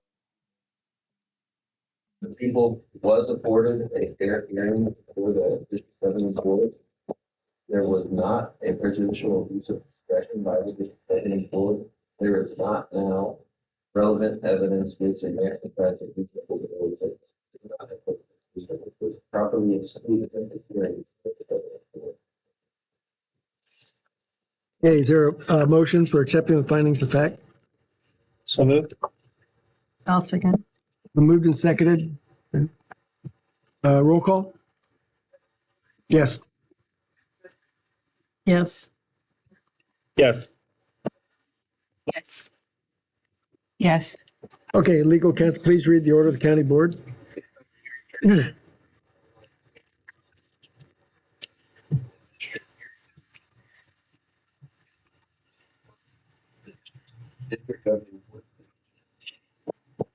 Okay, is there a motion to adopt the order of the county board?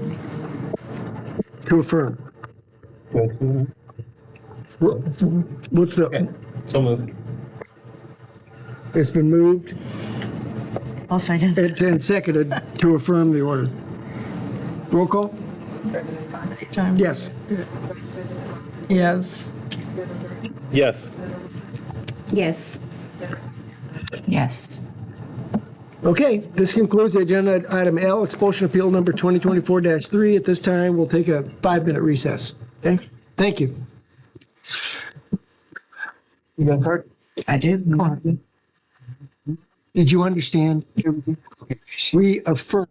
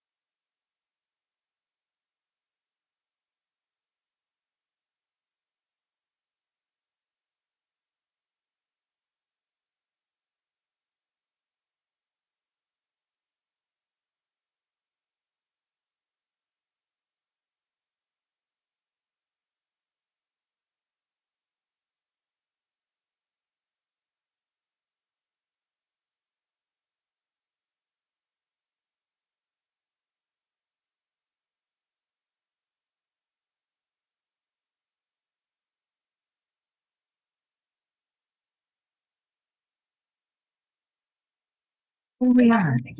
Unity. Number two. No, this is good. The California Ed Code 37220 designates January 20th as Martin Luther King Jr. Day and requires that schools hold suitable exercises commemorating the civil rights movement, of which Dr. King played a crucial role. By the observance of Dr. Martin Luther King Jr. Day, schools are encouraged to help students gain a better understanding of justice, integrity, freedom, and love. Black Americans make up almost 5% of Fresno County's culturally diverse students, and Martin Luther King Jr. Day celebration is a time to honor cultural diversity. I would just say in closing that we have a very active role in the community activities, and that this year we're going to make sure students, much like Brielle presented today, will be centered in that as well. So I'm looking forward to that.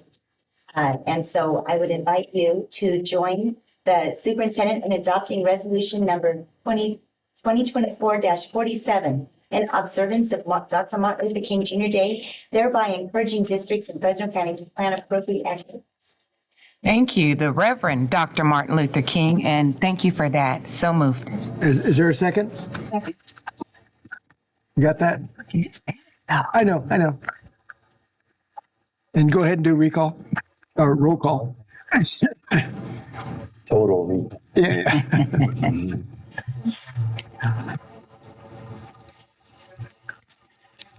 Yes. Yes. Yes. Yes. Okay, so now is not to slide us forward. We're going to go back to number 2 and about Board Recognition Month since we got overlooked. That's what. Okay. Really, Nothing to look at here. today. There's tears, there's been There's a lot going on today. paste. Back to number 2 and invite the school board to recognize School Board Recognition Month, celebrating school board members as advocates for all children. And I'm just so proud of the fact that we did this last year. I'm looking forward to doing this again in the year ahead. That our school board, our members, our exemplary public education system is fundamental to the prosperity, quality of life, and civic health of all citizens and communities across the state of California. We recognize that school board members represent a cornerstone of our public education system.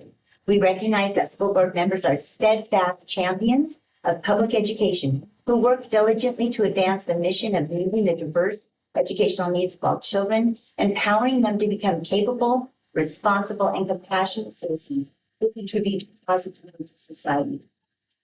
I will mention that we have about 180 Board of Education or board trustees in Fresno County, and we have 17 brand new members this year. So we do take our role, particularly this board, very seriously.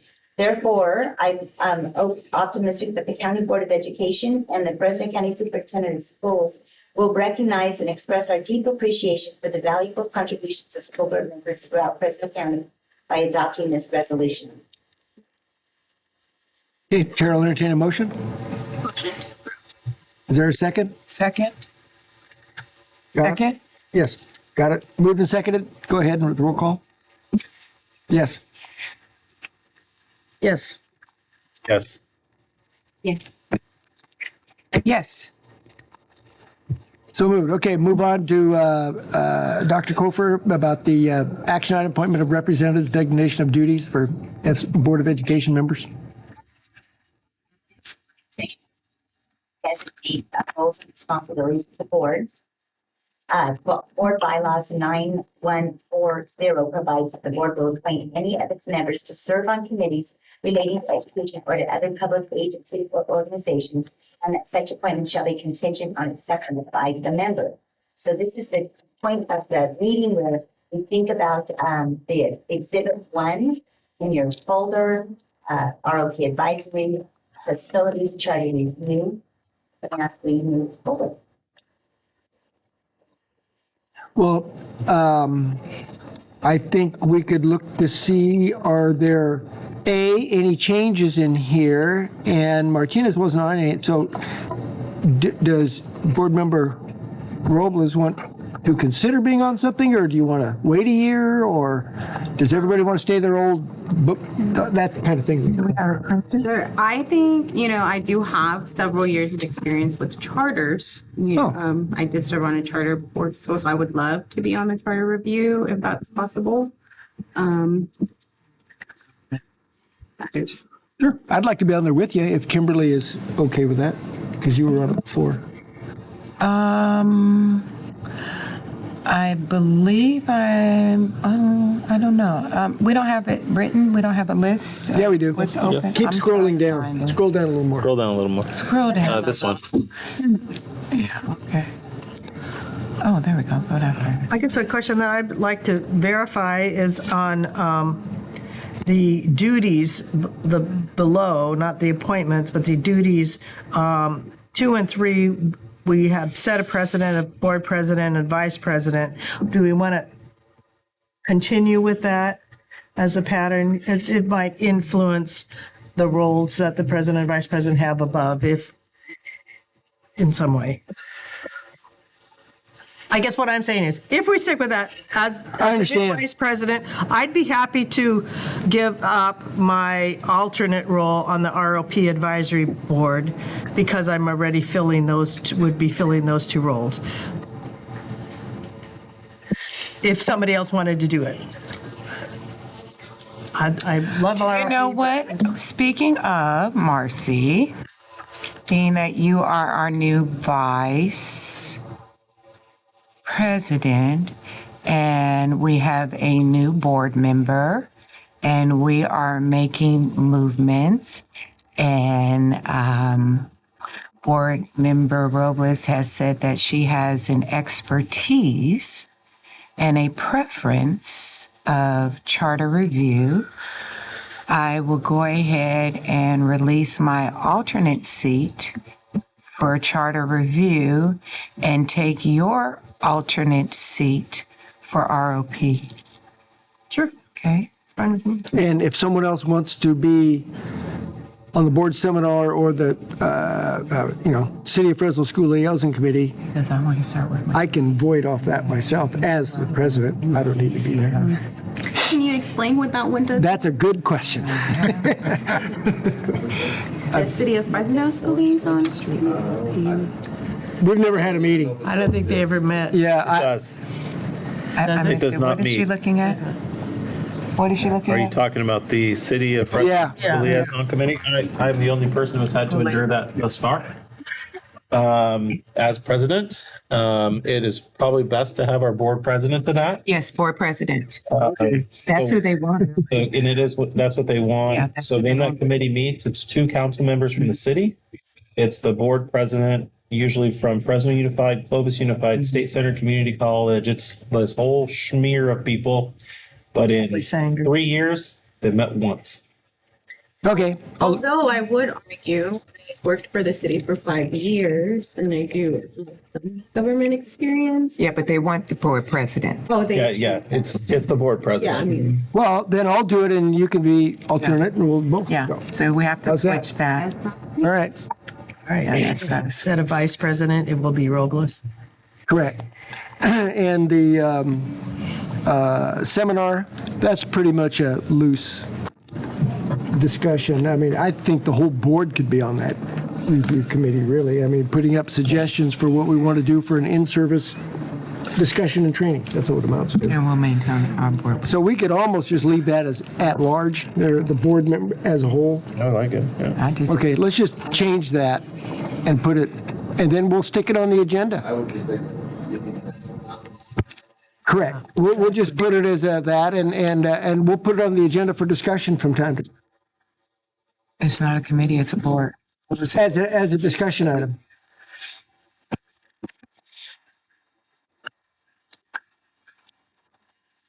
All right. Okay. That way you can meet with the superintendent, set the agenda for it, and make the decision without having to have a quorum. Me into it. And Member Burton and I will remain on the board project committee. Or you'd like? We would like to. Shall we say it that way? Presented? Yeah. Yes. And We enjoyed that, even though it can be difficult at times. We love it. Okay, any other changes? Somebody wanted to be on facilities. We don't generally have too many. Not usually. We did for a while, but not lately. So, I mean, if we don't do much, we can just stay on it if you want. Yeah, if somebody else wanted to, I would want to stay on ROP advisory. I think this is. I think Marcy likes consistency. Marcy likes ROP. You're good with I just that? came off of it, no. Yeah, I'm taking it. Kimberly's going. Oh, yeah, I'm sorry. Okay. Yeah, we're switching. Okay. I'm not switching, I'm off. Yeah. Well. Okay, okay. Okay, so we understand. Yeah. Unless somebody else. No, you're the two best. Unless Marcy wants on. The charter is, there's a lot to the charter. And we got some very interesting charter stuffs coming up too. Yeah, you. So you'll have, they say you'll have some interesting stuff coming up. Okay. Do we need to review or this? Is it an action item here? Yeah. Okay, so let's vote on it. So ROP we need to advisory repeat? board we review is. All the positions. Okay, you get to report. Oh, dang it. ROP Advisory Board Management Representative Brian Burton, alternate Kimberly Tapscott Musson, Facilities to Representative Dr. Alan Clyde, alternate Brian Burton, Charter Review, are you still the representative or the alternate? No, I'll do it. Representative Dr. Alan Clyde, alternate Itu Robles, I don't want to say your name wrong. Yes, Robles. And board projects responsible, Representative Kimberly Tapscott Musson, Representative Brian Burton, board seminar representative, board president, representative vice president in Fresno, City of Fresno School Liaison Committee, board president and Itzy Robles is my motion. So thank you. Is it seconded? I'll second. Okay, moved and seconded. Go ahead and roll call, please. Good job. Yes. Yes. Yes. Yes. Yes. Thank you. Okay. Now we move on to the setting of the salary action item. Do we need a background? Should I read the background on this? Yeah, I know. Okay, I might as well. Pursuant to Section Code 3.1, Article 9 of the California Constitution Education Code number 1209, the County Board sets the salary for the Fresno County Superintendent of Schools. Dr. Michelle Kupfer was elected County Superintendent for the term of office commencing on January 2nd, 2023. And continuing until January 4 of 2007. Action was taken to set Superintendent Kupfer's salary for the first 2 years of her term on November 17th of 22. Action is necessary to set the superintendent's salary compensation beyond December 31 of 2024. And so Member Masamoto and I met with Dr. Kupfer, and we generically decided, or not discussed, about the compensation package. All issues would stay the same, meaning the membership dues, the car allowance, the vacations, the health compensation package would be the same as is the whole employee staff. On the salary package, we would like a 2-year action to complete her term. The first year would be a 3% salary increase. The second year would be a blank, to be determined based on discussion items, mostly the state of the economy. And so we don't have any kind of a percentage. It could be 0 for all we know.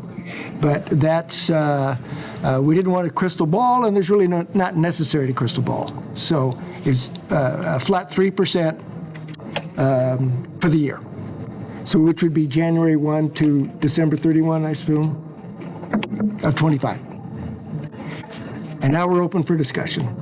And the reason, a more reason for that was to, and you have it in your packet, was to is a comparison of the 10 districts that are within this A budget thing and 2 population of students. And Fresno Unified ranks 6th, and the closest Fresno County. Did I say Fresno? Yeah, I'm sorry. Fresno County rates 6th, and yes, there are other San Diego's and Santa Clara. They are in different economic zones, but so the mainly comparison we look to is Kern County, and we are under Kern County. They're 5th. And what we didn't want to do is slide too much, so going at 3%, the way we project this out mathematically, it barely keeps her in 6th from sliding to 7th place. So that was the reason for the 3%. So that's based on also the student population? Student population, all things, yeah. That's what got the districts on this 10. So what is the ranks for student population? 8? Enrollment ranking is 8. Budget expenditures is, we rank 4th. Budget expenditures for enrollment ranking, that's really significant. How much money do we spend per child? We're 1st. And we've been 1st for quite a while. So that's the gist of what you can glean out of this spreadsheet. And this doesn't include oversight of the foundations for either our county or any of the other counties that might have them, which adds to additional responsibilities and additional monies. It's a responsibilities, but it's not identified as a compensated for. Right. Right.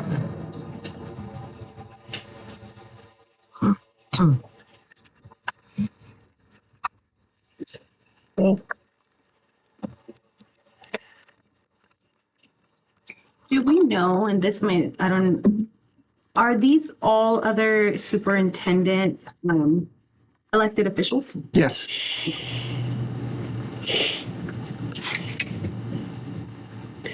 I think there's only 5, is there 5 or 6 counties that are appointed? I've always heard it's 5, yeah. But all the ones that are Santa listed Clara are all.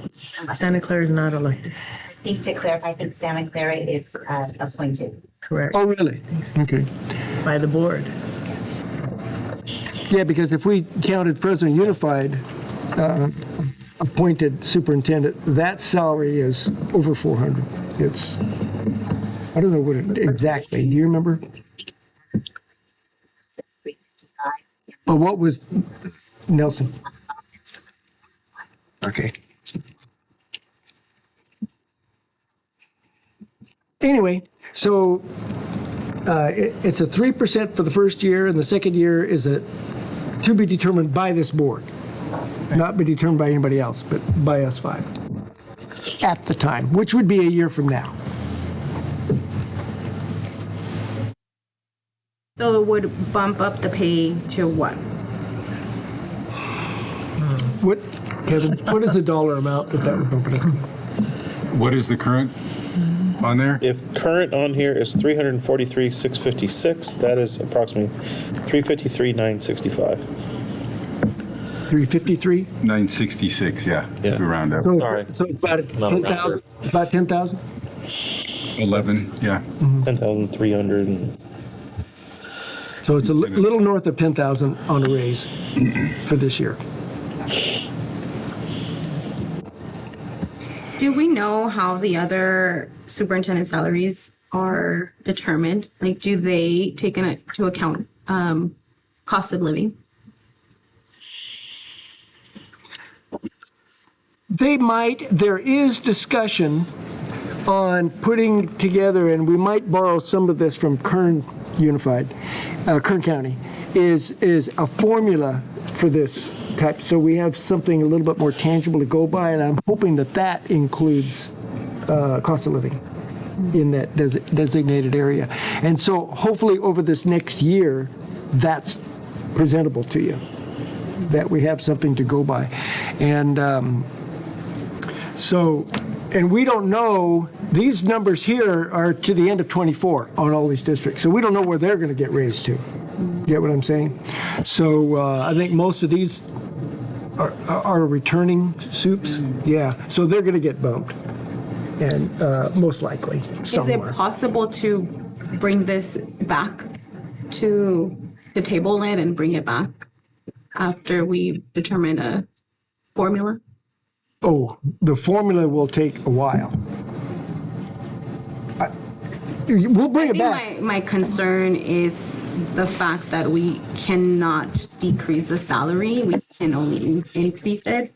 And so really there's not, like, regardless of the cost of living situation, if it ends up being less than what is currently made by that position, we still couldn't lower it. You know, it would still, and that we would just then be justified at the rate that it is, and more so that's what's supposed to be and then what's fair. And you're right. And if that happened, most likely, I'm just projecting, a year from now it'd be zero. There'd be a zero increase. If that was the case.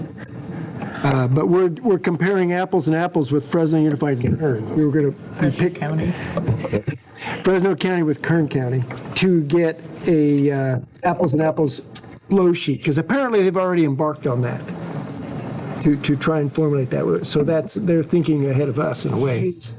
My understanding is that several other counties have a range and step and scale kind of thing that they establish when the superintendent is first elected.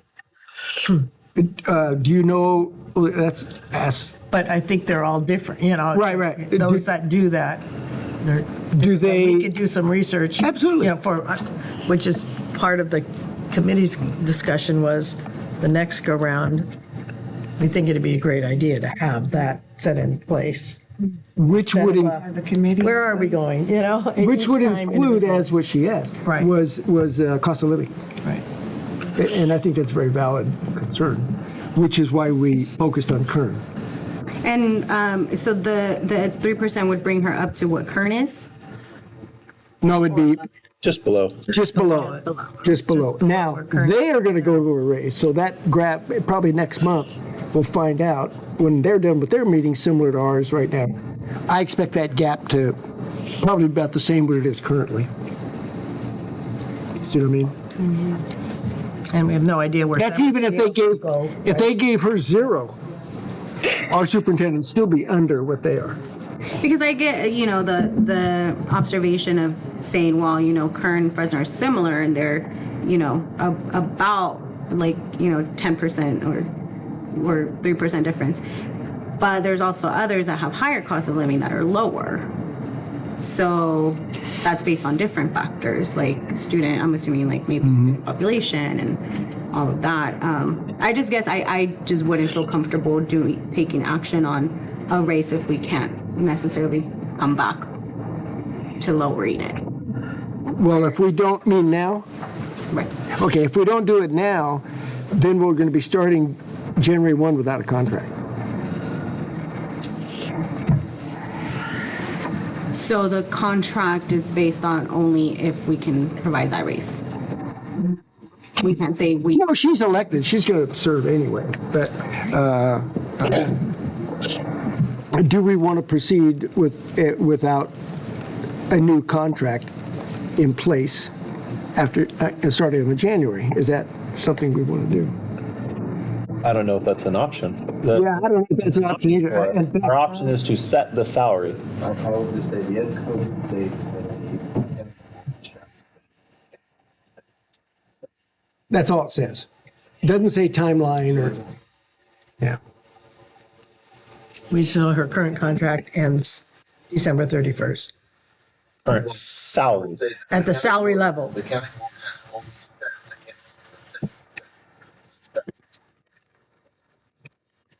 Yeah. It's another contract. It's another contract. No, but she's not a contracted employee. It's just a setting of a salary. Yeah.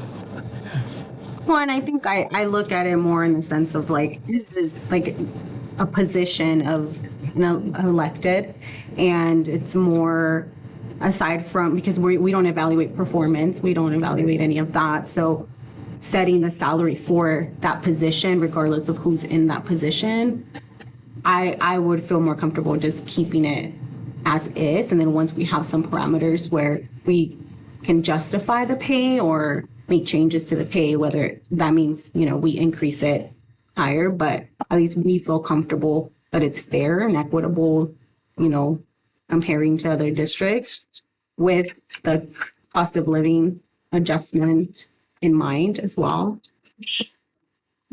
I would say is that because I don't evaluate anything other than setting the salary for that position, and then you run for that position knowing that salary is going to be what you're going to get.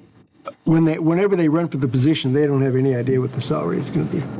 They do. Other than it's not going to be lower. Right. Right. Mm-hmm. Actually, that's the only time you could set it lower.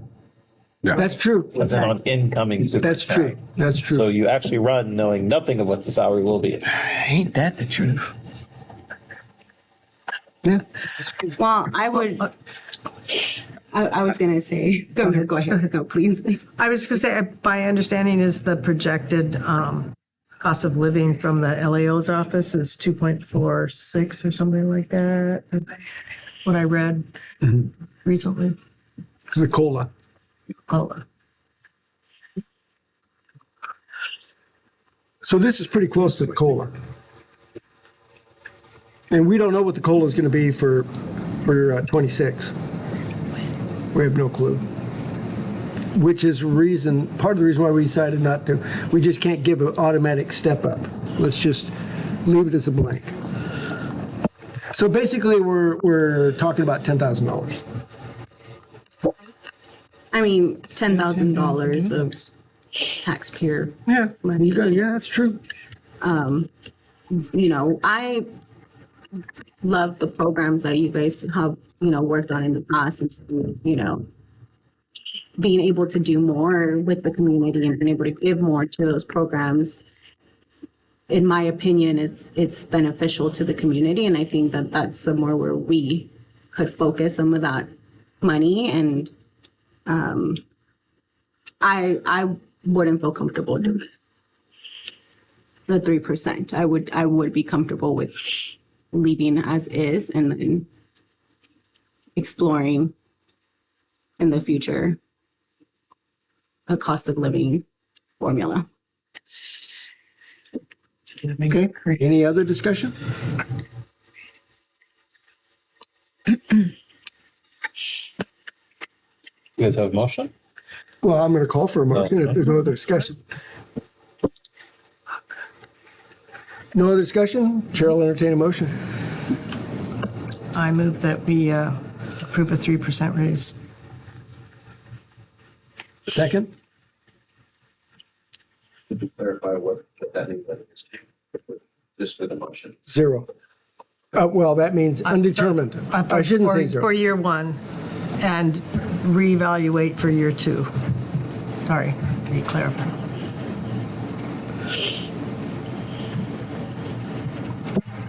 Again, is there a second? I'll second it.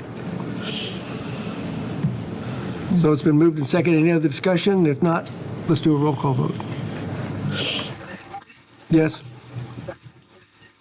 Yes. No. No. No.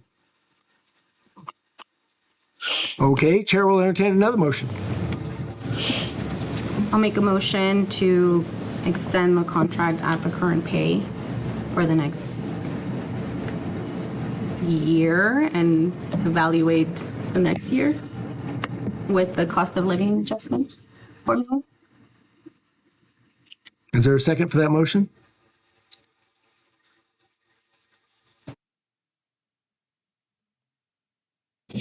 So I guess it dies for lack of a second. So now we're asking, is there another motion?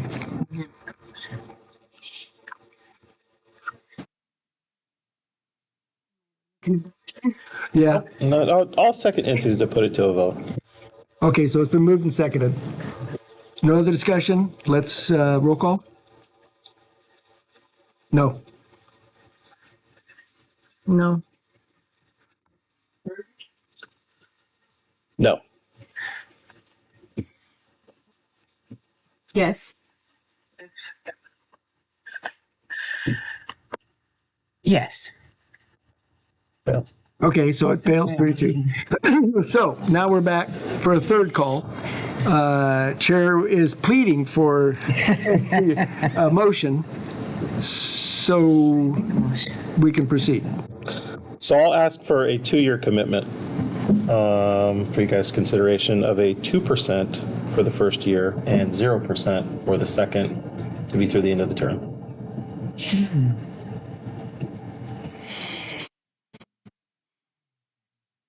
Is there explain that? What your rationale? I think we have a very uncertain economic time on our forefront. Our state has missed a lot of things. We've had budget deficits. I think we continue to have an excellent performance of our district. Again, I want to say we do not perform performance evaluations. The role of the superintendent is very important. The work that she does here is very important. I think we should recognize that. The quality of our superintendent, I think, I would say exceeds most of the counties in the entire state of California. The work that we do here, that's exhibited in we're at the forefront of many things. Some of us just attended an item. We're a third year in a row of being recognized for programs implemented here at the direction of superintendents at this district.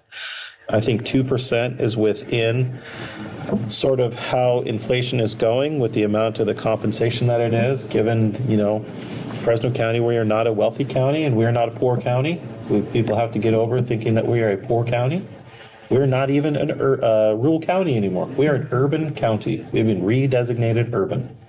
I think 2% recognizes the work that's been done, the economic items that are out there, but I think the future year that's coming, I don't see a single forecast out there that something's going to recover. And Fresno recovers more slowly than anywhere else. I think we'd be remiss. I know it doesn't seem like a lot of money. $10,000 is only $10,000, but to a lot of people, that's a lot of money. And I know that, bargainings will come. It will be pointed to. And, it's just kind of where do we look at, how do we set examples for how those items go with employees? This is one of the few things we have a way to recognize, but also to kind of set precedent when those things happen. And so that's why I would say I'd really like a 2-year commitment, because next December, I don't want to have, another terribly uncomfortable board meeting conversation again with all of us, and let's just have it now. Yeah. So that's why I would motion for a 2% beginning January 1st, and for that salary to remain flat for the remainder of the 2 years. Okay, I have discussion on it. Would you amend your proposal to stick with the COLA, the 2.45 for this year, and based on the COLA for 26? Is that the state's COLA at the LAO? That would be, if that's what you're talking about, Right. That's what you normally refer to as the state COLA. Yeah. That's what I was saying. Would you amend it, then leave it open for discussion for 26, the state year 2? I would say it may be 1 in 20 or 0 in 26. Well, then I would say that if we wanted to do that, I would just go with I'd stay with mine, and if we wanted to on our next salary, when we're looking at it, to look at it, limiting it to the LAO COLA, but not to exceed a certain percentage. So LAO COLA was like 9%, but it could not exceed like 2.5% or something. Okay, so would you consider the 2.45 and for year 1 and year 2 subject to COLA with not to exceed a certain number? Stick status quo. We don't know what next year's going to look like. Meaning not to exceed 5% or 4% or whatever. Okay. We'll ask if anyone wants to second my motion.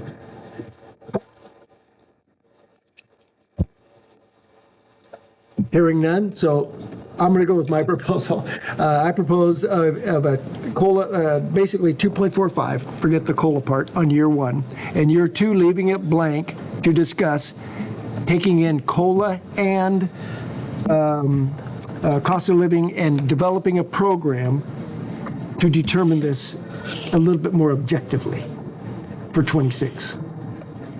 So in other words, to be determined with those concepts in mind.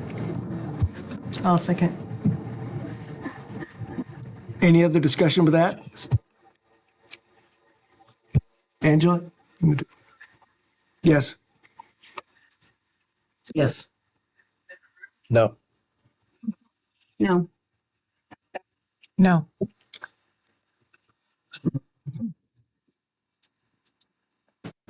Would. What are the alternatives? Yeah, I have another one. Just do a 1 year. Tie it to the COLA 2.45 for 1 year, and we reconvene this time in a year, or even November, whatever, and determine this again for the fourth year, for the second year of this contract. Well, if you want to propose something, Kimberly? I'm not, I'm just sitting here. Okay, that's out there. I thought we had created a committee to help us with this. We did. The community asked for. And what did the community? No, committee asked for a 3 and then a to be determined for year 2. No, I'm saying the community asked us to create a committee to help us come alongside with this. Did that happen? No, it's up to us. The committee did. Community. They asked for community members to be. Well, they can ask for one, but I mean, it's the board's decision. You had conversations. Yeah, I get that, but I'm just asking. Oh, I met with You them. had I met with them. He had conversations with the representatives. And what were those? And what was their input? Because we never heard back of reporting or anything. Well, I don't.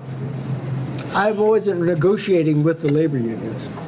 They didn't want it to be way higher than what they got. That's the gist of it. Okay, and what was that? We didn't come up with a number. We didn't come up with a number. And so that's why we danced around the COLA part, 2.45, 3, that kind of thing.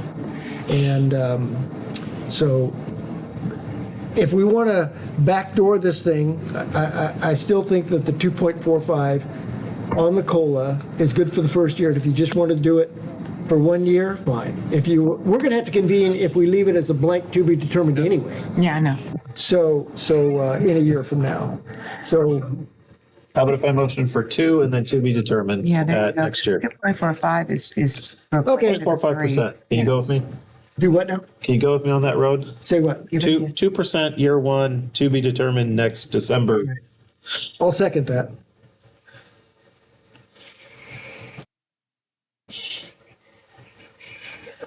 Yes. Yes. Yes. No. Okay. Got that done. All right, now where are we? We done the closed session, and then let me get wiggled down here.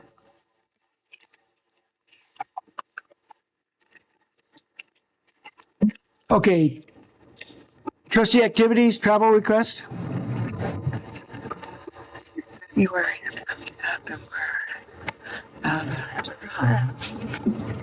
We're getting ready for February and convening to the governor's roundtable and all of that, as far as our travels and all of that for February.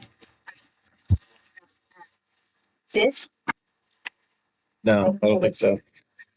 Yeah. Well, you said we were all going. I think that our meeting so that we can us will attend the CIS conference. That is February 19th to the 21st. And you're probably referring to the fact that the governor's wife or first lady, first person, will be introducing one of our keynote speakers. I think that's probably what they're referring to. February 6th. And we already approved that one. Yeah, I know. Okay. We need to So we already, that for trustee I don't Robles. know if she's aware of it yet. But we'll make sure you have the information. So did that prior vote then cover her, should she want to go? If we was on the board.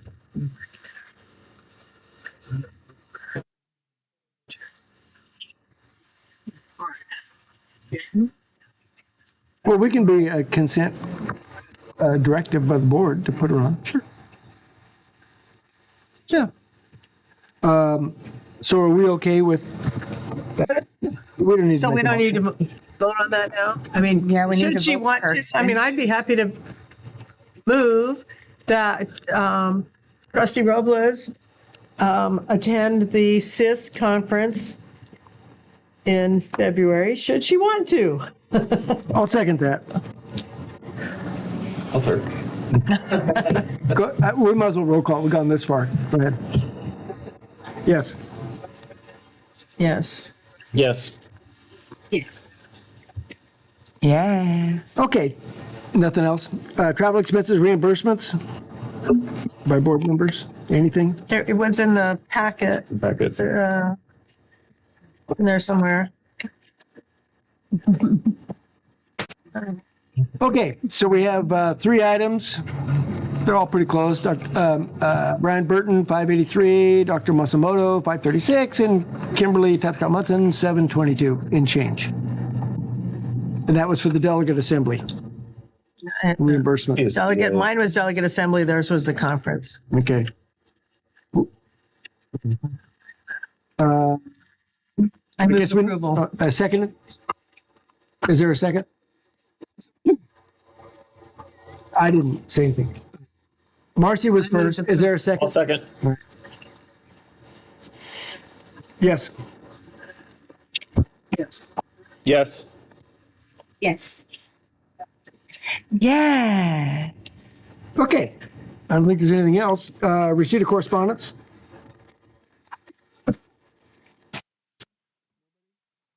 Comments by board members? I know. Oh, I was gonna say, I got an odd email about State Center Community College today, Yeah. just before our meeting, that I forwarded on to you. It might just seem like someone from the community complaining about Fresno City College. Our west side location or what? Nope, just, Oh, it seems like a bulk email that went out to many, many, many people on the phone. Okay, comments, was that, did you have anything else? Do you have, you can start with you, board comment?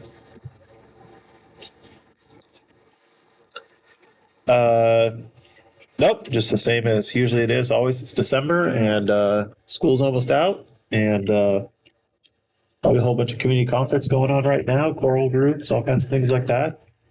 You know, get out and support our students while they're sharing their talents with us all. Okay. well, we had a great grand time at CSBA in Anaheim. It was a nice time had by all. I got to enjoy a Title IX workshop on gender identity affirming, and it was fantastic. We had a great grand time, and it was good information. And Merry Christmas, Happy Holidays to all of you. I thank you for all of your support throughout this year, and I hope you spend time with your family and you're grateful for what you have. That's it, that's all. Okay, Izzy? Yes. I had this already prior to coming today, but I was glad to hear from a community member mention this about our archive for our meetings. I think it would be great if we could figure out a way to make sure that our meetings are archived and people can watch them if at their own time. And the other thing, our agendas, when they're published, I would also like to see an option of our community being able to have the agendas not just what's going to be discussed, but whatever is available to the public, that we can provide that ahead of time. So if there's anyone who wants to take the time out of their workday to come and speak on an item, that they can have a little bit more details on what's going to be discussed on those items. I've seen it, I looked up other districts and how they do it, and they typically have that option rather, because I think right now what we have is if you want the agenda, contact us and we can provide it, but it doesn't provide who to contact. But I think it would just be easier if we just had them accessible to the community. I was trying to get a hold of it before the meeting, so I kind of went on the website, and that one only had just the items that were going to be discussed, but no other details. It just had the agenda, no support material? Correct. I was sent that individually by our team when I requested it, and I'm assuming that's also what the public would do, is they would request it and then you guys would send Yeah, it. but you shouldn't have to do that from now on. I would, From now on. of course, but Yeah. I would like to make that for the community. Isn't that support material, when is that available to the public? It's available to the public, to be provided. Isn't it on like the Friday before? But when you go on the website, it says like the board meeting, and then on the side it says contact for if you would like the agenda provided, but it doesn't have a phone number. It goes all the way to the bottom, then it has like our normal number, but it wouldn't be like next to that. But I think regardless of that, we shouldn't make our community go an extra step of contacting when we could just make it available and anybody can access it since it's public information. So I would like to make that. I don't see any problem with that, yeah. We don't need a board vote, that's just a action. Yeah. What do you think? Well, so on our, on our board site, on our upcoming board meeting, the board agenda is there. If there's a public supporting document. It takes time to load up. Like, How many pages is it? Like the resolution? yeah, like the SIP Wellness Center. So when there's a supporting document that's public, if you click it, it opens up that actual physical item. I think it's more of just that, more of the supporting documents are linked within that, right? We're being. I had to pull it up, they were all locked. You couldn't. Really? Oh. So that's what I was saying on there, like because otherwise, why would it say if you need the agenda, if you need the other agenda, you contact us, it wouldn't make sense. If it was on them. Because like. Okay. It was telling me to log in. It's fine. You wouldn't have those requests if you just made it available. You know? Sounds legit to me. It wouldn't be that hard if what it says right now, you just click on their public the highlighted blue numbers and. The attachment have to be up in order for them to access, and that's what it is. Good idea. Okay. I have a few things to report on that. Absolutely. So California School Boards Association, referred to as CSBA, has what they call it kind of a multi-tiered leadership system. They have what they call delegate assembly, and some of us from each region are elected by the region to sit on that. And so the delegate assembly met the 2 days before the conference, which was in Anaheim earlier this month. Or was it the end of November? I don't know, whatever it was. Beginning of the month. Beginning, I know, but sometimes it overlaps with November. Anyhow, so delegate assembly met. We elected the officers for CSBA for the year. Betty Lusk is from Monterey County. She's the new president. The vice president is Deborah Shade from, she's in San Diego County. So both of them are school district trustees, are not county trustees, from those two counties. We also elected a person below so Deborah Shade is president-elect. We elected a vice president whom I've forgotten. She's from, I forgot her name, from Ventura County. We also elected Asian American representative, which was Sylvia Long from Santa Clara County, and Hispanic Director at Large, Dr. Alma Castro from down south somewhere. Anyhow, if you want to meet those people, I'm passing out those flyers. I did, Angela added 2 links to the agenda under board member comments that were materials sent, that were shared with us at the delegate assembly. I thought you'd like to see those, especially to me, the 2 documents are, one is the CEO's report, which has a lot of statewide data, which I thought was interesting. And basically his call to action is, if not now, when? It's urgent. The gap still exists. We haven't narrowed that gap much at all in the last decade, but I thought it was helpful information. The second document is they ask us to provide input. They broke us into breakout groups, and then we did electronic voting on priority issues. I still have an issue with how the process there, because county representatives don't really have a voice because there's only 1 out of 20 in the room, and so your priority will never raise to the top, but that's just part of the process. But I thought you might want to see what some of the priorities were and how the voting worked amongst the 200 and some delegates that were in attendance. So that's the explanation of what that is. I did attend a meeting of the kind of leadership group of the newly emerging Association of County ACCBE, Association of California County Boards of Education. I'm sorry. Anyhow, so there's a new organization that's evolving. I would really like us to put that on an agenda to consider joining that new organization soon. Okay. Hopefully in January, that we should have that information. To my understanding, I think the rationale is legit, that we need a voice just for county board members. Yes, we still appreciate and value being part of CSBA, but our voice doesn't surface because it's such a small percentage of people. And that's why I wanted to share that data in the decision-making process. 9.8%. Well, yeah, supposedly, but I don't even think that was right. Anyhow, so I would like to ask that we Okay, add what is the letters? ACCBE, Gotcha. Association California County Boards of Education. And I had a wonderful conversation with Bina.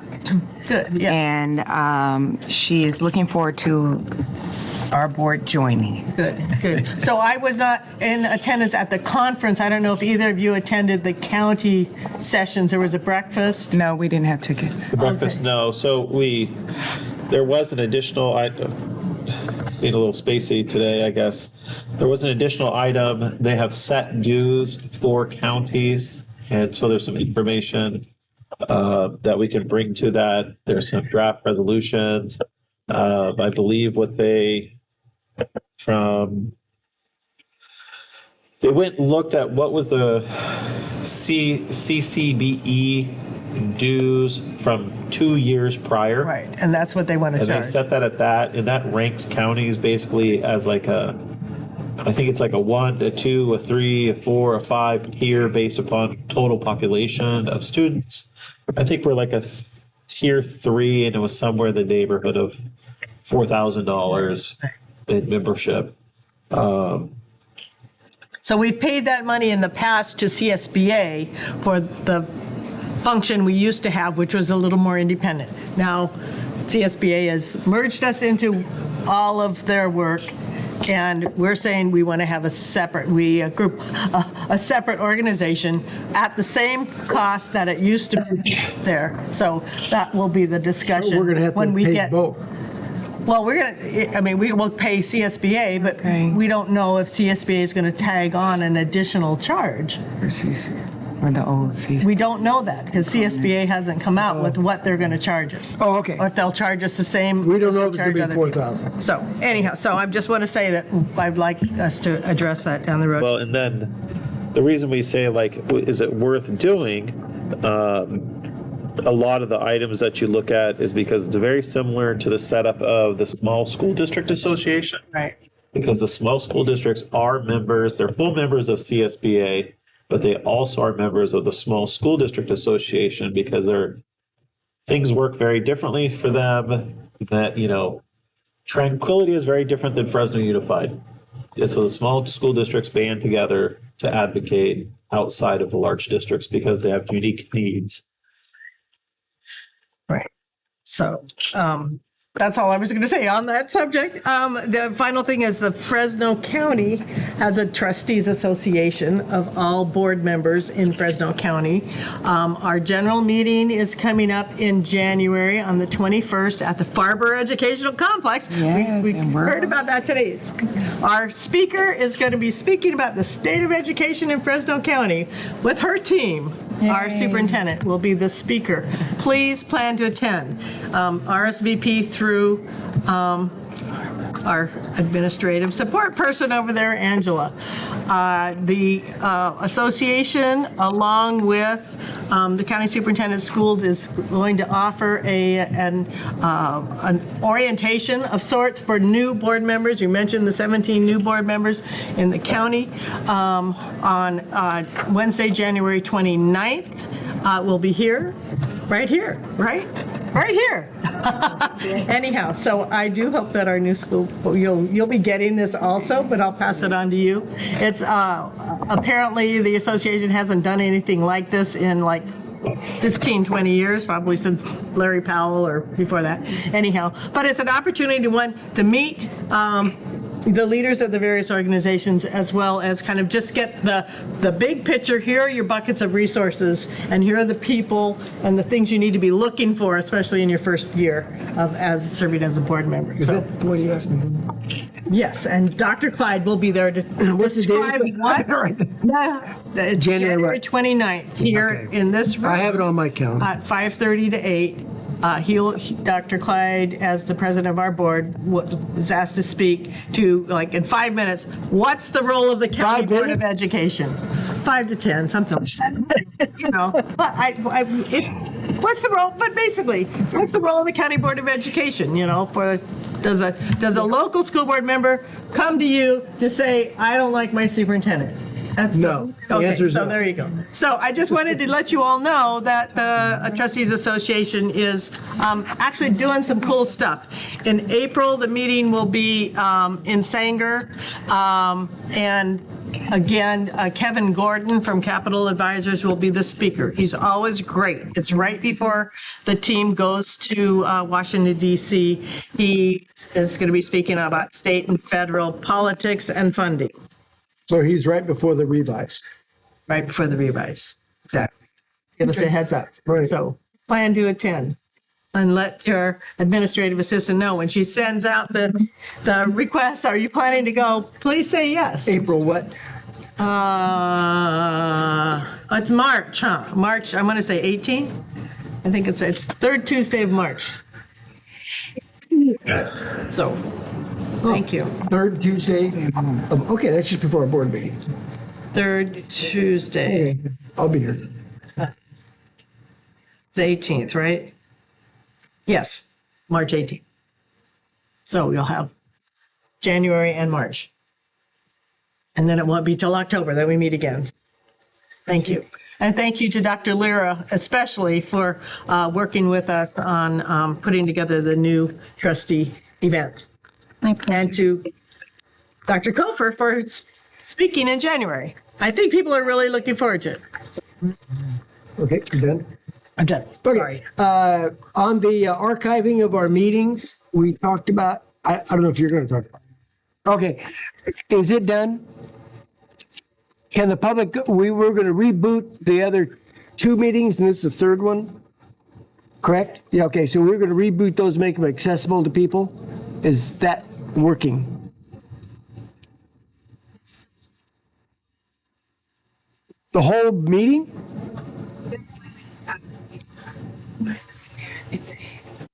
Why was the whole meeting not? Itzy was sworn in. No, I know, but we can't record it? We can't. Well, that's what I wanted, yeah.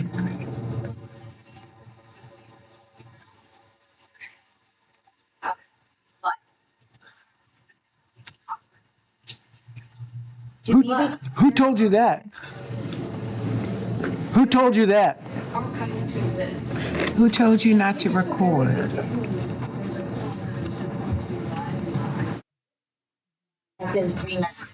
Yeah. They don't mean this meeting specifically.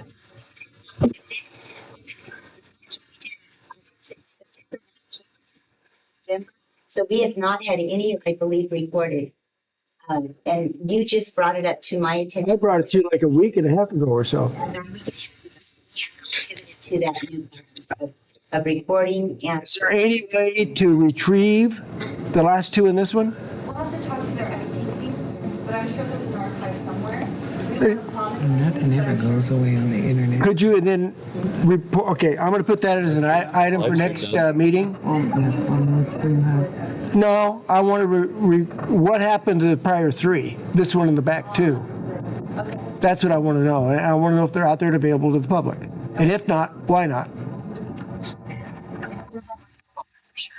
Well, yeah, but I'm more concerned about the three we had. And today was a pretty important one, and it really is kind of disturbing that it's not available. So I hope that you can figure that out IT wise to get back to us. Thank you. All right. Okay. Superintendent's report. it is late, but I will be brief. This is such a wonderful time of year, and it reminds me of the fact that my favorite song is Louis Armstrong's "What a Wonderful World," and that through the work of this organization and this board, our mission is really committed to providing a wonderful world for our Fresno County students. So today was full of a lot of celebration. Congratulations to our new Board of Education member, Itzy. Congratulations to our new president, who is not new per se. Again, entering a 25th or 26th year of service in this role. 25 years. Congratulations, Marcy. Thank you for fulfilling that vice president role. And we have a legacy winner sitting among us. So lots of celebration today. Some reflection as I wrap up my second year in this role. We set out to improve school safety, improve student achievement, and to more fully engage the community. In doing so, we've become more fiscally efficient, improve service to our 31 school districts and charter schools, improve morale, and become much more clear about our vision plan for the future, all of which adds up very importantly to improve student achievement. I am very tired, friends, but I'm also very, very proud of us. So to that point, I would encourage you all to enjoy some of your time. We cannot do this important work without restoring, relaxing, and coming back renewed and ready to go at it again. When we do begin to think about 2025, we have, I will tell you, we're coming back to this office on the 2nd of January. We have a closure from the 22nd of December to January 2nd. We have the Martin Luther King Jr. Awards, which is always one of our, it's just one of our signature events. That happens in the evening at the Clovis Veterans Memorial District. That should be in your list of dates. We have the garland ceremony that I am aware of the fact that many of you don't often attend with us. It is a love fest, and I'd encourage you to think about it. Remember, we made a financial commitment to the space out there in the front of the courthouse. And as I mentioned before, much like you saw Brielle here today, our student, we're going to try very much to center students more so per their request. We actually have a commitment to improving student engagement and amplifying and honoring student voice. But they actually said to us, hey, we'd like to be involved in more community. So our people are working with the Unity people and trying to make sure that our students can be involved in all 3 days of the activities of Martin Luther King Jr. And then finally, just to reinforce the event, or rather the Fresno County School Trustees Association event, which is a convening, it's a meeting on January 21st. Yes, we are presenting. We're going to end that presentation, if you will, by reminding everyone of the fact that effective January 1st, there's ethics training. It's recommended, it's not mandated, but I would love to be able to lead by example and say that all 5 of our school board members have already completed the online ethics training. You can imagine that will be a strong statement to say, again, with regard with us leading by example. So, and if you have any trouble, I think that Jason is going to send out that link. As I understand, it's an hour and a half, and it's done individually. And so again, I just want to encourage you to between now, or rather January 1 and January 21st, be able to take the I'll just wrap up with have a lot of appreciation for each and every one of you. Thank you for your work. I am so proud of the fact that we have a very, very incredible executive cabinet directors, and members of Team FCSS. Happy holidays to each and every one of you. And I'm looking forward to making 2025 a wonderful year for our children and families in Fresno County. Indeed. Thank you. May I ask you, that was wonderful, thank you. May I ask you, when is the garland ceremony? I don't see it on this calendar. Where is it? Ceremony is Friday, January 17th. And maybe it's not on that list, but it is open to the community. It's the day after our meeting. So you'll bring it up again on the January meeting. What time is it? What time is it? 12 noon. Oh, no, maybe it's 11:45. I'll double check. Okay, future agenda items is bring it up to ACCBE. Okay, Angela? Angela? But ACC, okay. And then the archive issue for our meeting to see if the last three are available. Can I add to that, Dr. Clyde? Sure. So this is the first time, Alex and Mari, thank you for being here. This is the first time that they've been there. I know you came on strong to them, and I understand the concerns. So when I first started, there wasn't even recording or live stream. We had a conversation with our team about going live stream. It was never requested that they record. They actually don't even do this job. This isn't even their job. They're filling in for somebody. They're the filler for the two guys. Yeah, I feel bad because they didn't even get to sit in the initial meetings that were had. Our goal was just to try to live stream and then from there revisit and have more discussion if we wanted to move forward, if it was going to work out. I have Legal Benjamin sometimes will sit in, and he actually just told me it's very hard to hear us. So we still had some growth. So that was the plan. Our plan was never not to revisit the topic, but I just don't want the girls to go home thinking we failed at the first time we're supposed to be subbing in for somebody else, because they worked really hard, and I appreciate them taking time from their family today to sit in and fill the seats for somebody else. And we're always here to grow. I mean, we started with paper binders and we continue to grow, and we are here to meet the needs of the board and everybody, but we want to make sure that those that are doing the work for somebody else do feel appreciated, and this had nothing to do with your call because you weren't even there. Thank you. Yeah, of course. That was very nice. Always. By the way, my mouse doesn't work. 2 different ones I tried, and it doesn't work. It worked last meeting, but it doesn't work. It's a Chromebook. Anyway. So for that, can I just maybe then suggest that instead of waiting till the next meeting, they consult with you if they find an answer before the meeting and you just report out to us? Sure.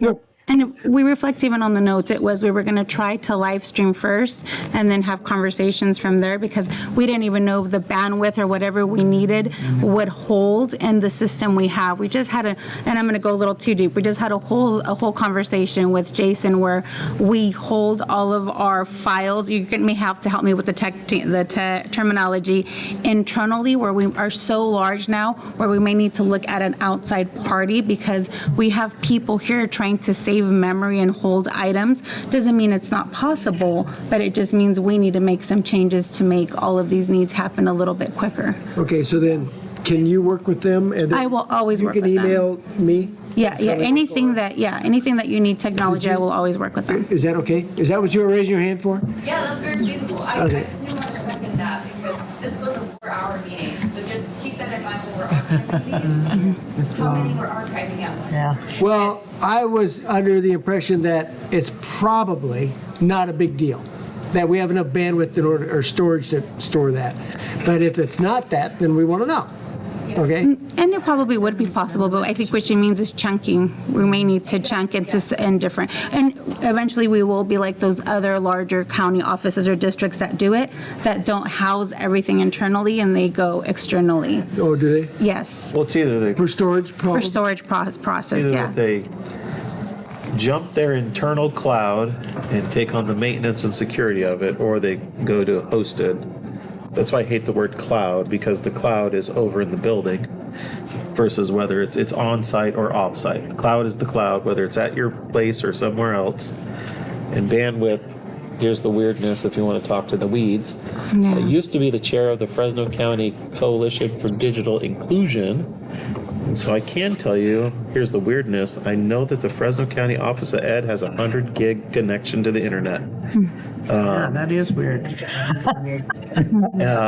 We've got plenty of bandwidth to stream out port, but it turns into that storage, and storage is getting cheaper and cheaper, but off-site is what really gets cheaper because you're not maintaining the infrastructure, the security, the people. You're just not taking care of those things. We just had a meeting 2 days ago, and thank you. You explained it well. We were ready to stream, but we hadn't touched the recording part. But we found somebody that is somewhat reasonable. We went from like almost 200,000 to 16,000, but they are housed out of Poland and somewhere else. So these are preliminary conversations, but we're getting there. Amazon Services Storage. AWS Storage. And we want to tell you, thank you so much. We appreciate your staying. service and staying with us so late. This is an extremely long meeting tonight, and we thank you for staying late with us. We appreciate you. Yeah. The tears, the ugly cries, and all of that, didn't you? Thank you. Well, they're all like this. Here. I appreciate you girls. Thank you. Thank you, ladies. Thank you. Okay, Chair will entertain. Oh, next meeting is January 16 here. Entertain a motion for adjournment. So moved. Seconded by who? I'll second. Did our superintendent give? Moved and seconded. Roll call. Yes. Yes. Yes. Yes. Yes. Okay. Adjourned.